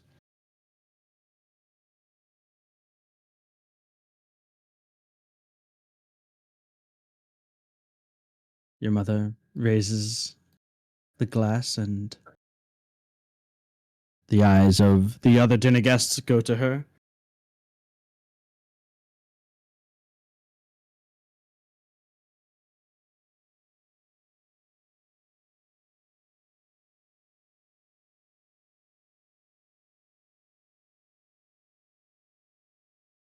To my daughters, returned home after far too long, and to Concordia,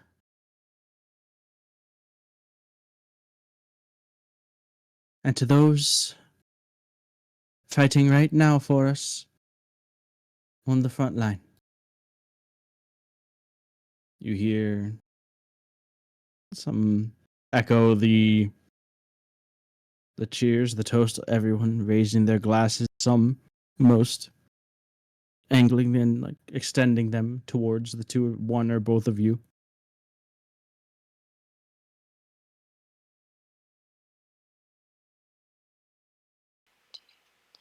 To the front line, and I hold up my glass towards them.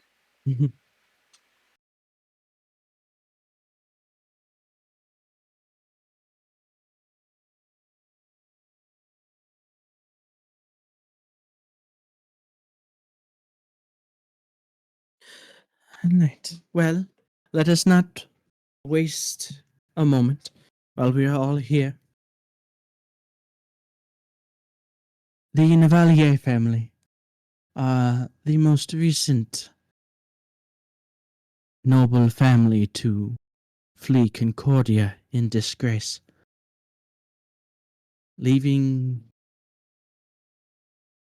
a void, not just in land, but in responsibility and stewardship. The Navalier estate has stood as a pillar of Concordia's agricultural wealth for generations. And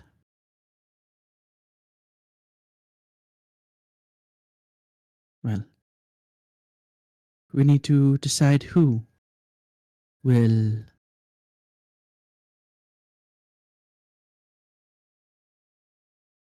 bear that responsibility.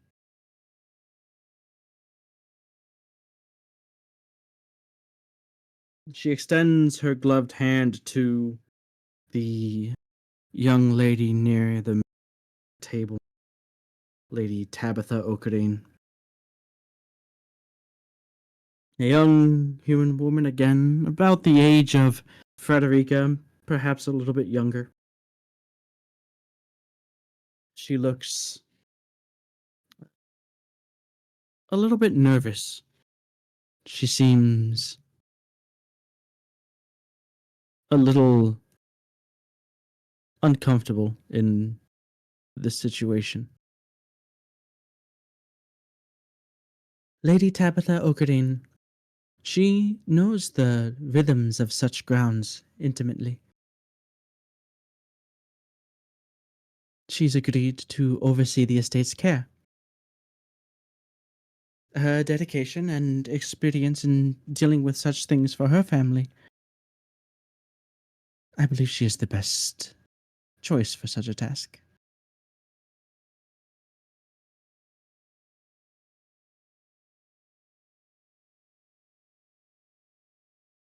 Tabitha nods and replies with a meek, mousy thanks and approval to your mother.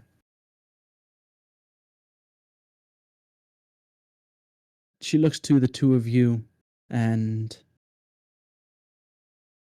not like quietly, but speaks in a voice that's clearly meant just for the two of you as she speaks to each of you.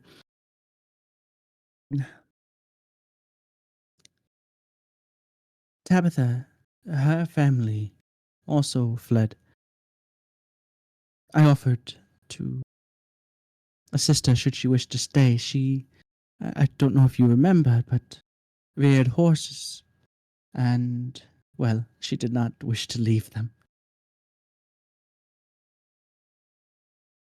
And so she took over her family's estate as well. And she has done a fine job rising to that challenge. She says loud enough, definitely for everyone to hear, and Tabitha blushes slightly and nods a thank. You could see next to her, nodding, is a man with olive skin. His eyes are serpentine, and his hair is this green black with an oil like sheen.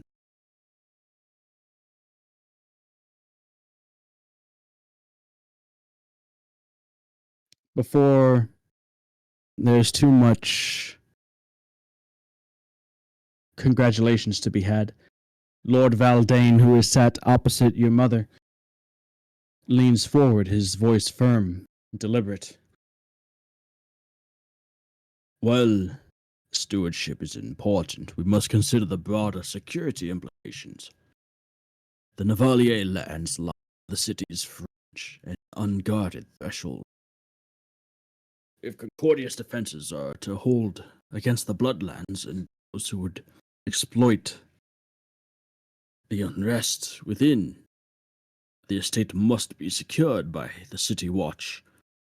The open fields and woods provide ample cover for smugglers, or worse. Control over this land is, well, it's a necessity. Entrusting it solely to a single young noble, however capable, leaves us vulnerable. His eyes glance from to Tabitha briefly, but are mainly fixed on your mother.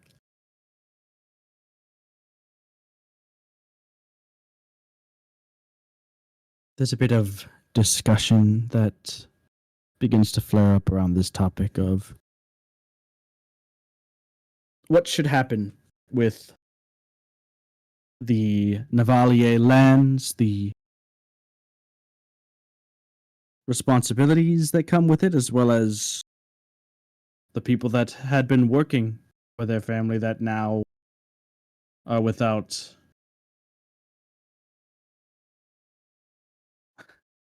now have an estate without a master, basically.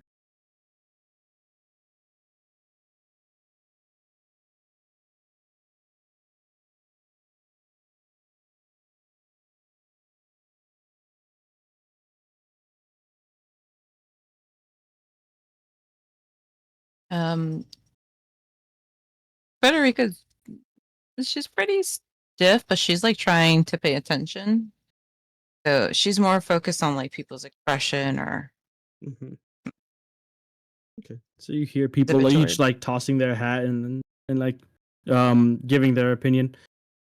Lord, you come to know his name. Lord Ewan Sessick, the man with the serpentine eyes. He wears a number of rings with gleaming gemstones on each of them, as well as it looks like underneath his eyes, like along the ridge of his socket, there are sapphires and emeralds embedded into his skin.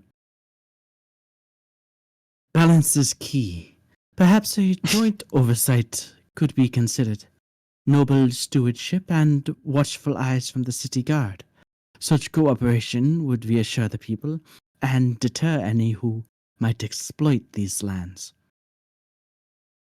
A more sort of heavy set, he looks a bit out of place here, not quite as refined as the rest. The man that said Lord Carver Vanil, the one who dealt with labor contracts and the like. The people who work these lands are the ones that know them best. Any plan must include their voices. They're the ones who will see any threats or oddities before we do.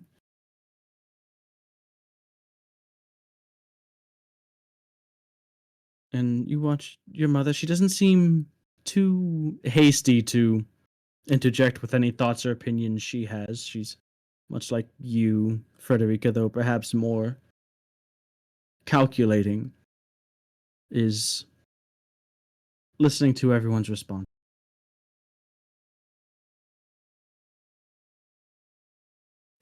When she's what's up? Sorry, I don't mean to interrupt. In deterrence, in what sense? Well, you see, The lands forgive are me. near the fringe of the city. They are the east, towards the eastern edge of the city, and many open fields as well as some wooded land. There's plenty of places for, as Lord Valdane weighed in, smugglers or perhaps worse to stake claim or utilize. But I still don't believe that it should be occupied by the city watch. I said just because the Navaliers does not mean that the people who have been working their land wish to leave as well.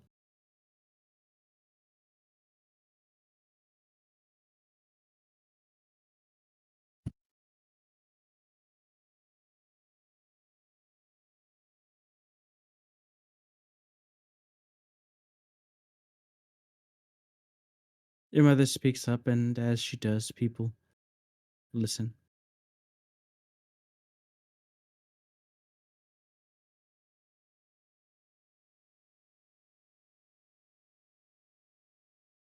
Lord Valdane's concerns are certainly not without merit, but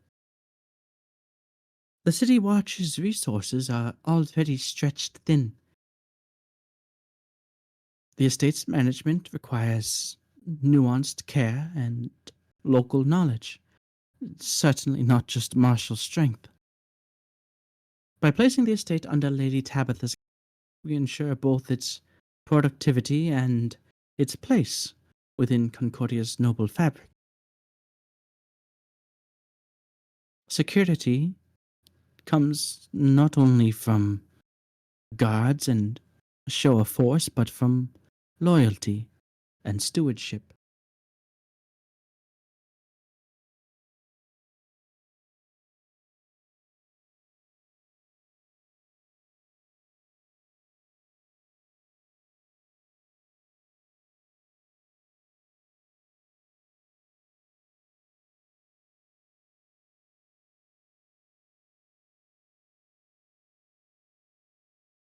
After she finishes speaking and takes a drink from her wine, Lord Valdane, you can see, is fixing her with a hard stare. You can see he's chewing, but there's no food in his mouth.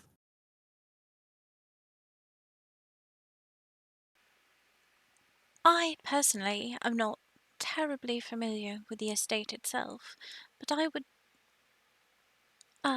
venture that perhaps the most valuable thing about it is those who do work there and the vital things that they're doing to support the cause of the Wardens and, well, all of Kia, really. I mean, Concordia as well, obviously being part of Kia, but I digress that loyalty and their understanding that the work that they're doing is appreciated would help them, also stand guard over the land that they're working, against all of these bad actors that could make use of the land as well. So as long as we're sure to make sure, sure to show our appreciation for the, loyalty and the hard work, it should be motivation for them to continue it. You can see with a mouth partially full of bread, uh, Lord Vanille is nodding along to the words Persephone speaks. Yes, precisely.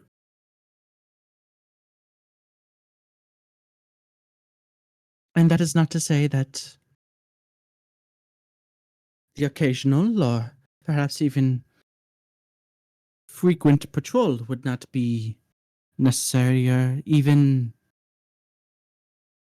encouraged.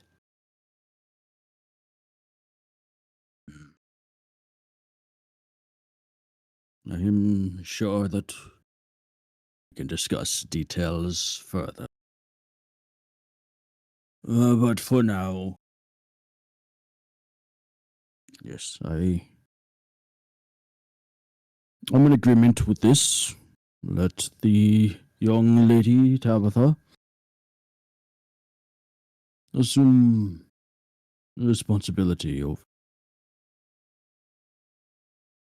nuts. And there's this break of tension as he says this, and it's immediate at that point to the two of you how this dynamic sort of sets. The two main players here are your mother and Lord Valdane, and everyone else is, while they do have input, they're clearly not as powerful of forces.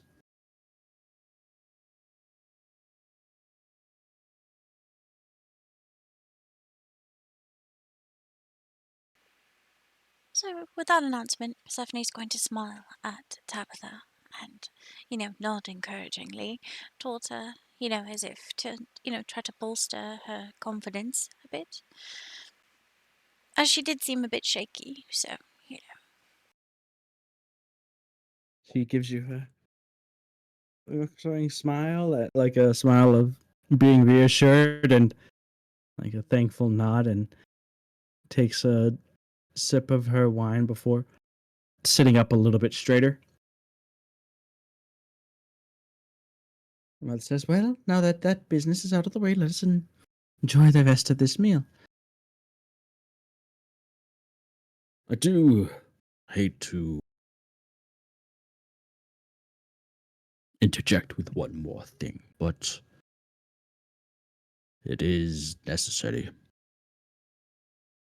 Lord Valdane speaks up. You could see your mother wasn't necessarily anticipating further discussion on another topic, but she sits back and, with her eyes, sort of gestures him to continue.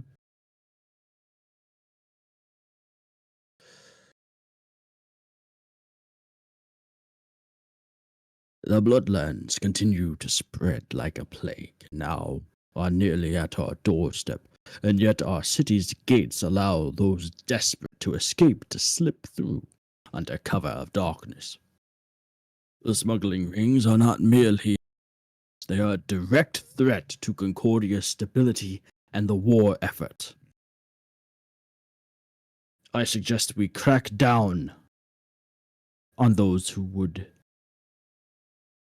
are smuggling citizens out of the city, increased patrols, checkpoints, as well as swift punishment for any caught facilitating escapes.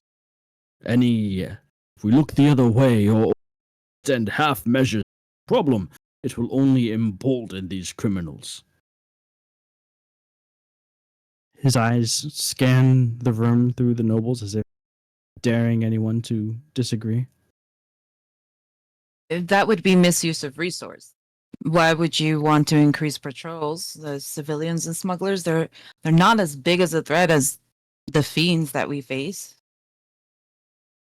If we want to use our resources wisely, then we should be outsourcing to maybe contribute to those who are working out in the field. I don't think cracking down on smugglers for this. In what way? What are you? What are the? Finding What's them, the intention? shutting there? them down, making them.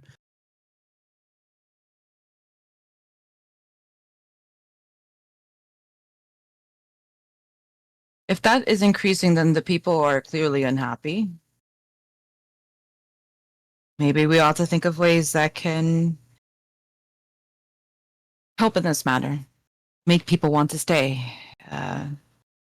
Encourage To them. the best of my knowledge, those that are standing looking into the madness of the Bloodlands aren't exactly doing so while gleefully dancing and tapping their feet.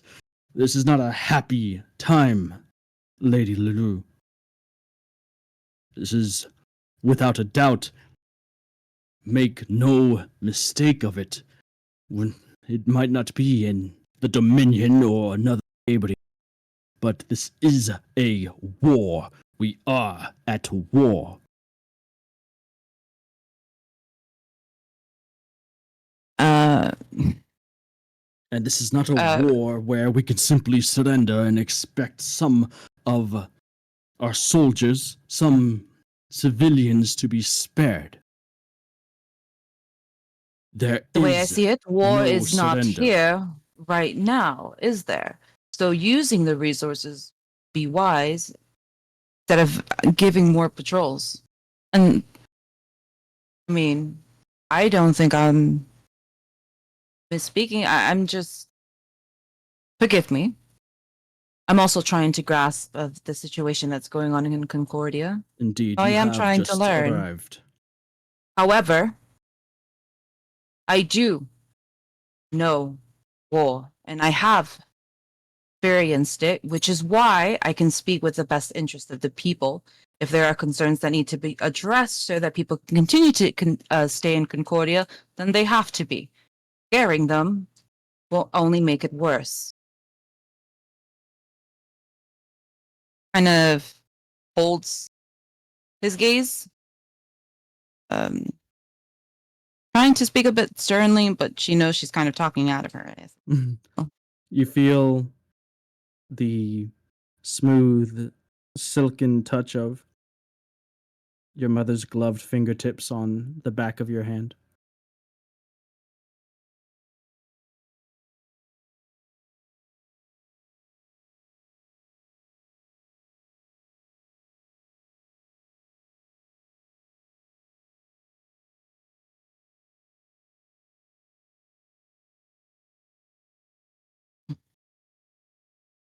I guess Frederica's Sort of. gonna be silent, but she's scanning the room before she kind of just moves back or leans away from the table. pulling you out of that a little bit with the subtle gesture.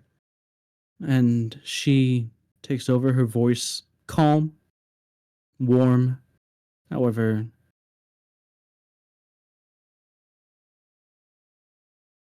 it seems, carefully chosen words. Lord Valdane's dedication to our city's safety is admirable. Yet we must not mistake desperation for disloyalty. Many fleeing do so not from cowardice, but fear. Fear of what lies beyond the walls, fear for their families.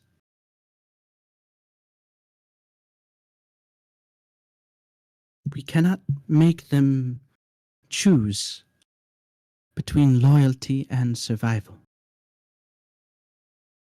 A heavy-handed crackdown risks driving these people further underground, making them even harder to reach and more dangerous.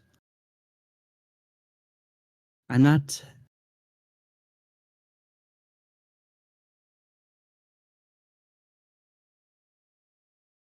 vouching for all of the things my daughter has said. However, we must temper justice with wisdom. Enforcement that fractures our community could cost us more dearly than the smuggling itself. Let us pursue criminals, yes, but with strategy, not haste.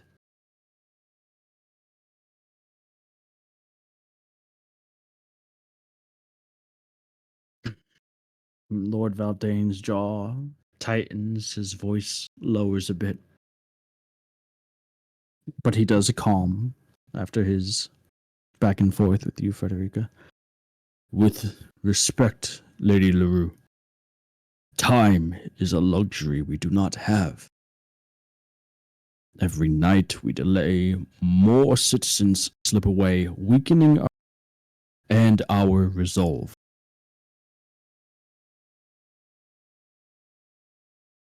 If we are too slow to act, it could cost us everything.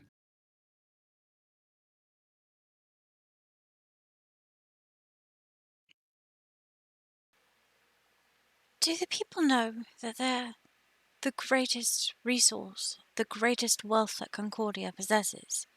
It's the people themselves. Do they know? Is there a way that we could help them to see that their work, it's heroic. It's nothing short of it. And to add to that, if they are leaving, then surely there are concerns that need to be addressed. So do we know what they are, in hopes that we could meet them in some way? They are fleeing. They are fleeing the line that is now, as you perhaps are aware, within a day's travel of our northern walls. But while they flee from the Asmodeus line, they flee into the waiting arms of bandits as well as unchecked rifts that open behind us. The city is the safest place for these people. A mass exodus from Concordia would lead to chaos, if not dying to fiends or bandits, then from starvation.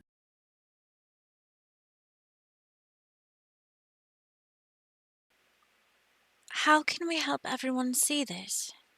Because it's the everyday person that needs to know this. And they need to really know it. You know, they need to understand. And maybe that's where we start. Like, rather than patrolling, we... The speech that you saw your mother give earlier today was not the first of its kind, but there will always be those that are skeptical, those that those groups and pockets of resistance. We aren't But trying like to. a parent looking after a child, if reason does not work, you do not simply let them wander into danger. That is irresponsible and immoral. Those that cannot see that here is the safest place for them, as well as the best chance that we have at staving the Bloodlands.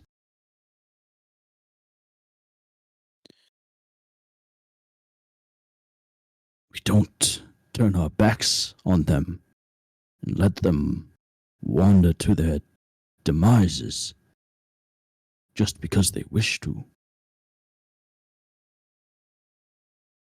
Just because they think it's what's best for them, when in reality it is not.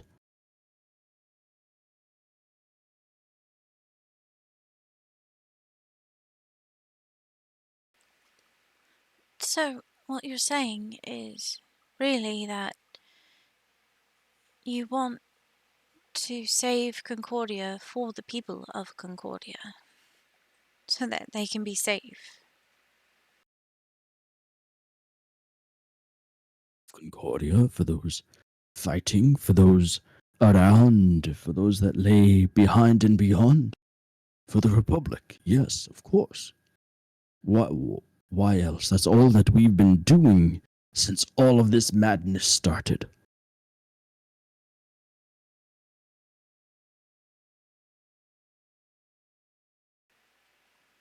What if.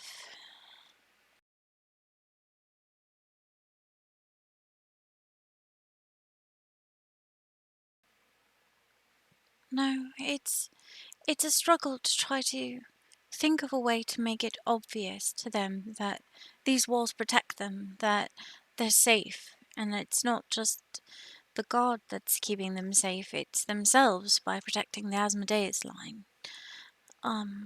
It's maybe too far away. I mean, it's very close, but do, do you understand what I'm saying? That it is sort of not like they're just seeing the danger of the Asmodeus line, not the wardens and everybody on the front line that's keeping it at bay. They're thinking it's coming for them. And the truth is like you said, the walls of Concordia will protect them better than just fleeing into the wilderness. Not, but unfortunately, I do not see how that would be plausible. There are far too many of them, and it would be far too costly both in time and lost labor as well as supplies to show them what it is that they are supporting. Okay. And gods forbid the worst were to happen and we were to have an event within the walls. We've not yet, though if we were, I'm sure you wardens would see to it before too much damage were done.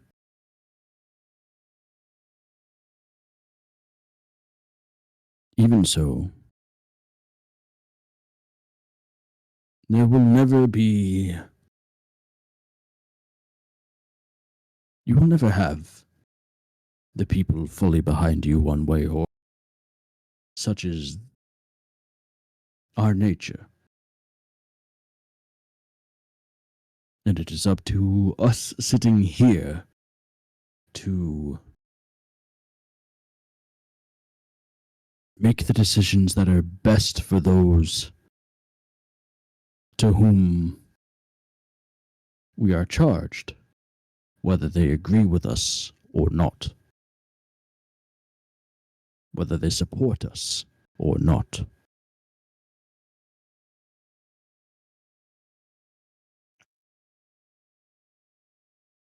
Then let us agree on a cautious, coordinated approach.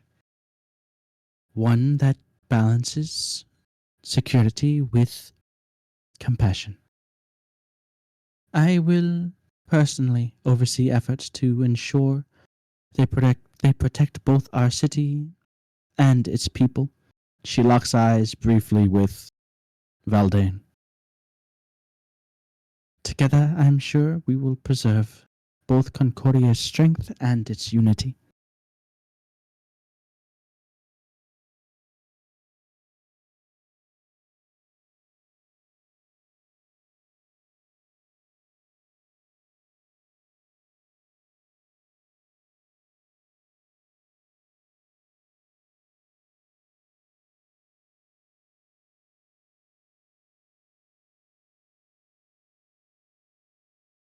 Lord Valdane seems,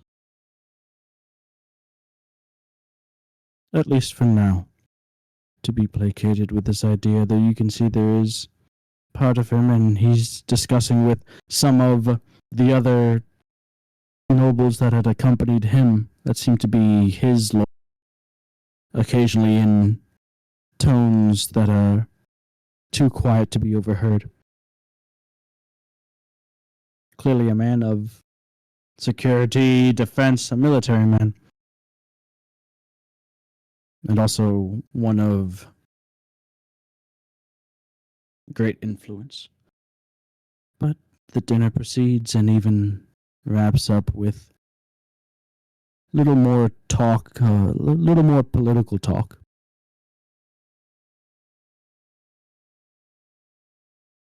You guys end the meal full and satiated.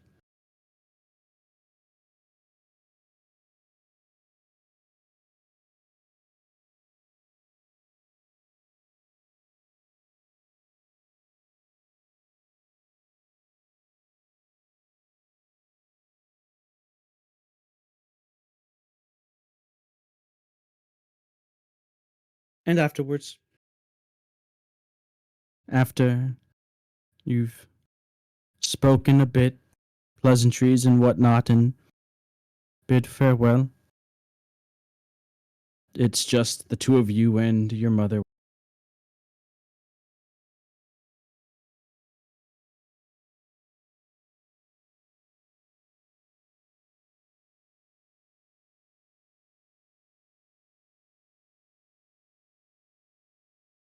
By the way, Frederica, I don't think that I had the mind to let you know on the stage earlier today. You were magnificent, my dear. Proud, solemn. The way you stood tall, ne'er brought a tear to my eye.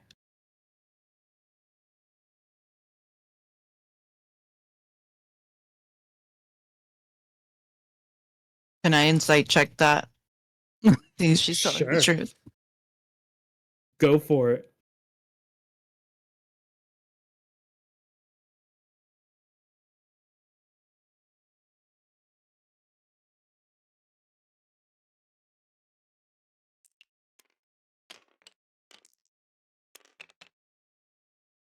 Hard to read. No, crazy. Mm.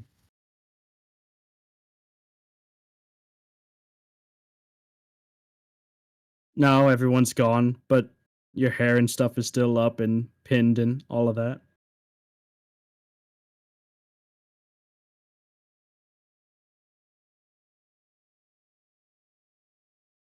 Frederica feels drained. She definitely feels like she didn't do anything, really. And she's just kind of thinking about that, thinking about the line, about what this dude said, aka name I don't remember. Mm-hmm.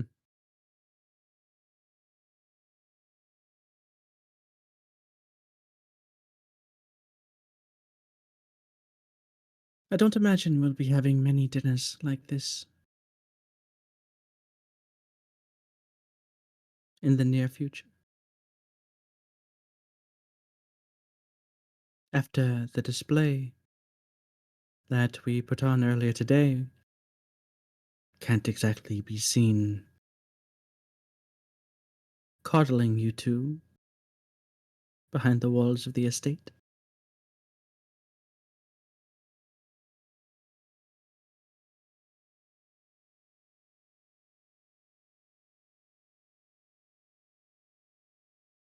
We don't need to be coddled. Of course. Because I don't know as much as I need to, but Experience will be a teacher.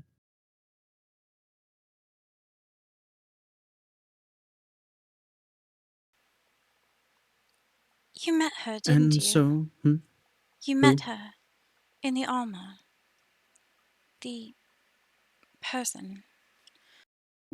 Yes, I did. The one who calls herself your sister, if only in name.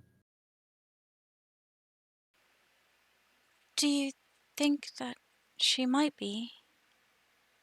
I mean, there's so little to go on. She doesn't have a memory, it seems, anyway. Or at least not anything that she's really shared. But when she saw you, she was so determined that she must speak to you, and it was the first time, really, that she ever pursued anything, and it. Why did she leave? I don't.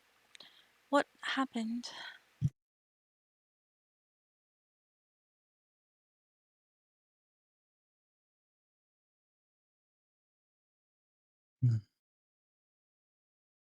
She begins to, as you can see, the shoulders sag just a bit as she maybe remembers that.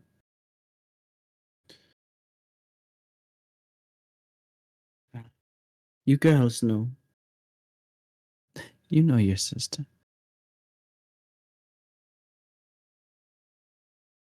she is not our sister, Persephone.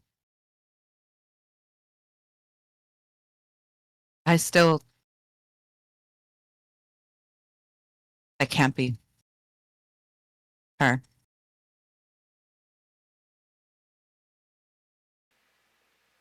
I want to find her mother. Or sister. She disappeared. Doesn't.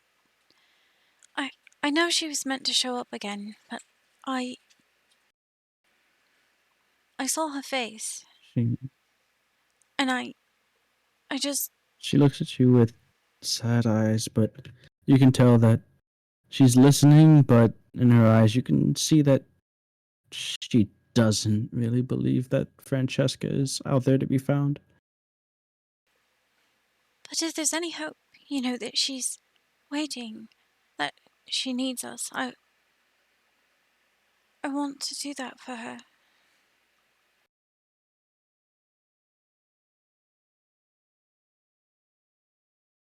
It's too much.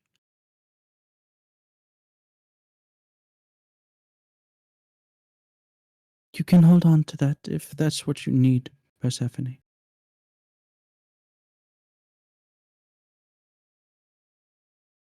And this is why I didn't run, Frederica. I've already lost a daughter to the Bloodlands. Then back towards Persephone. But I will not lose her again to fantasy.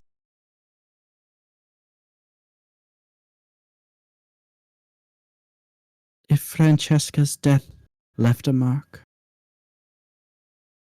and you believe that mark is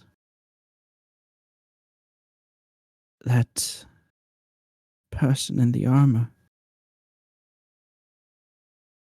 then perhaps she is owed something. but not from me.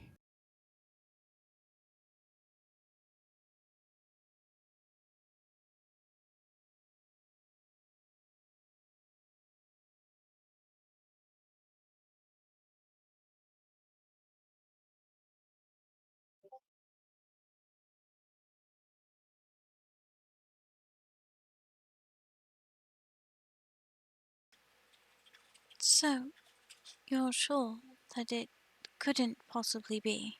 I'm looking towards Frederica and Mother at this point.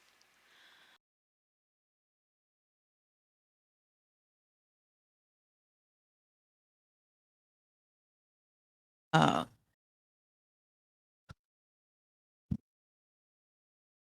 almost with like 100% certainty. Gonna put her hand on Stephanie's shoulder and give it a bit of a squeeze. Looks her in the eyes. It's like, she is not a sister.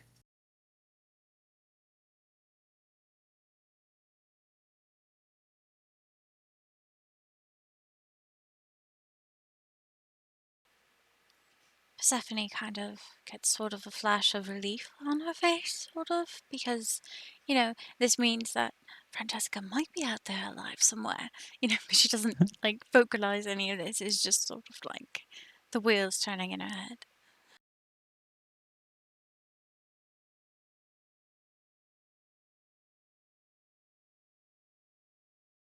However, Miss Francesca is very much capable. I don't really see a connection.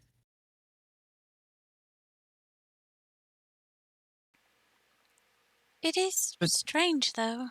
I mean, her insistence, and then absence.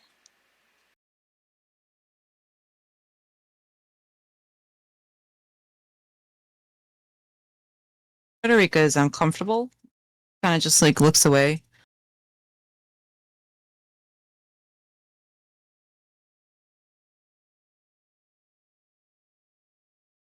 Who knows? I My mean, daughters. she doesn't.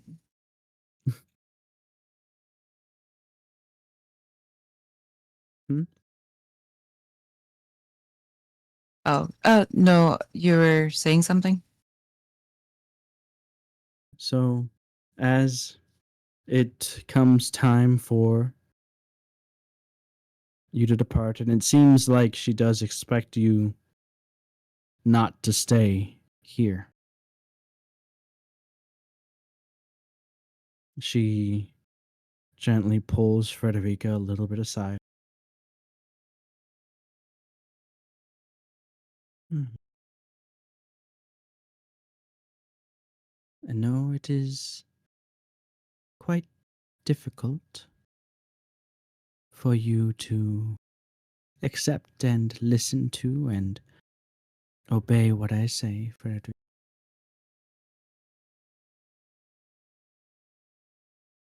But this I expect you to do.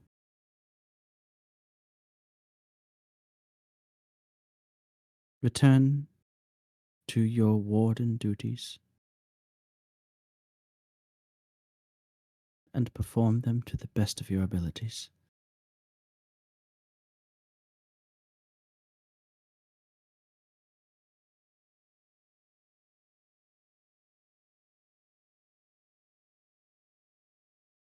She says it in a similar manner to her telling you to do any number of other things that she's ever told you in your life.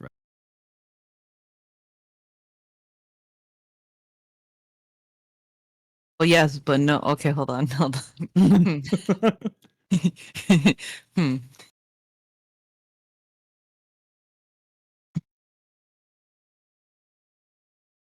Uh, hmm.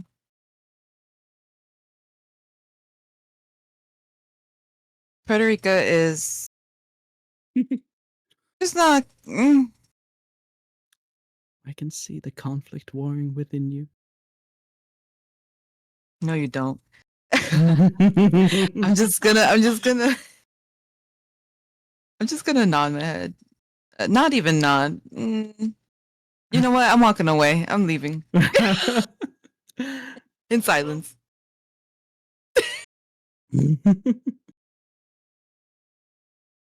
She walks up to Persephone as Frederica walks away towards the exit. Is it not lovely when things align? She'll be doing exactly what we need her to do, and exactly what she thinks she wants.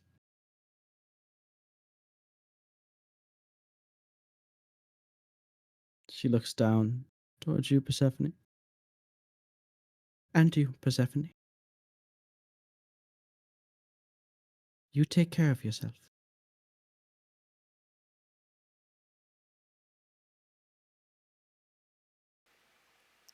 You too, Mother. You look very well. Your gown was beautiful. She gives you a smile and, with a gentle hand on your back, urges you to follow Frederica.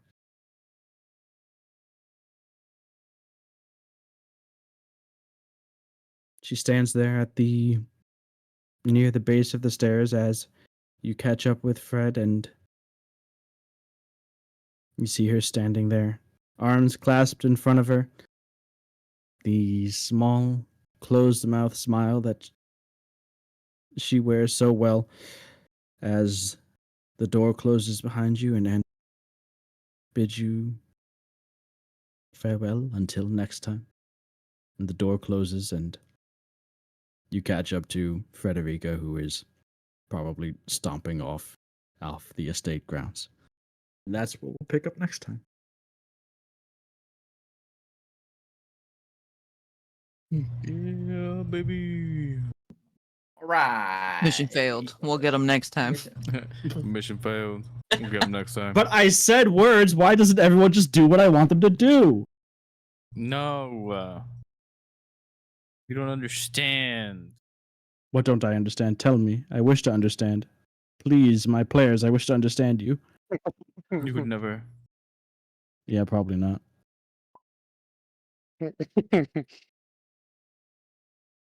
Help me to understand. Why mission failed, though? Oh, him?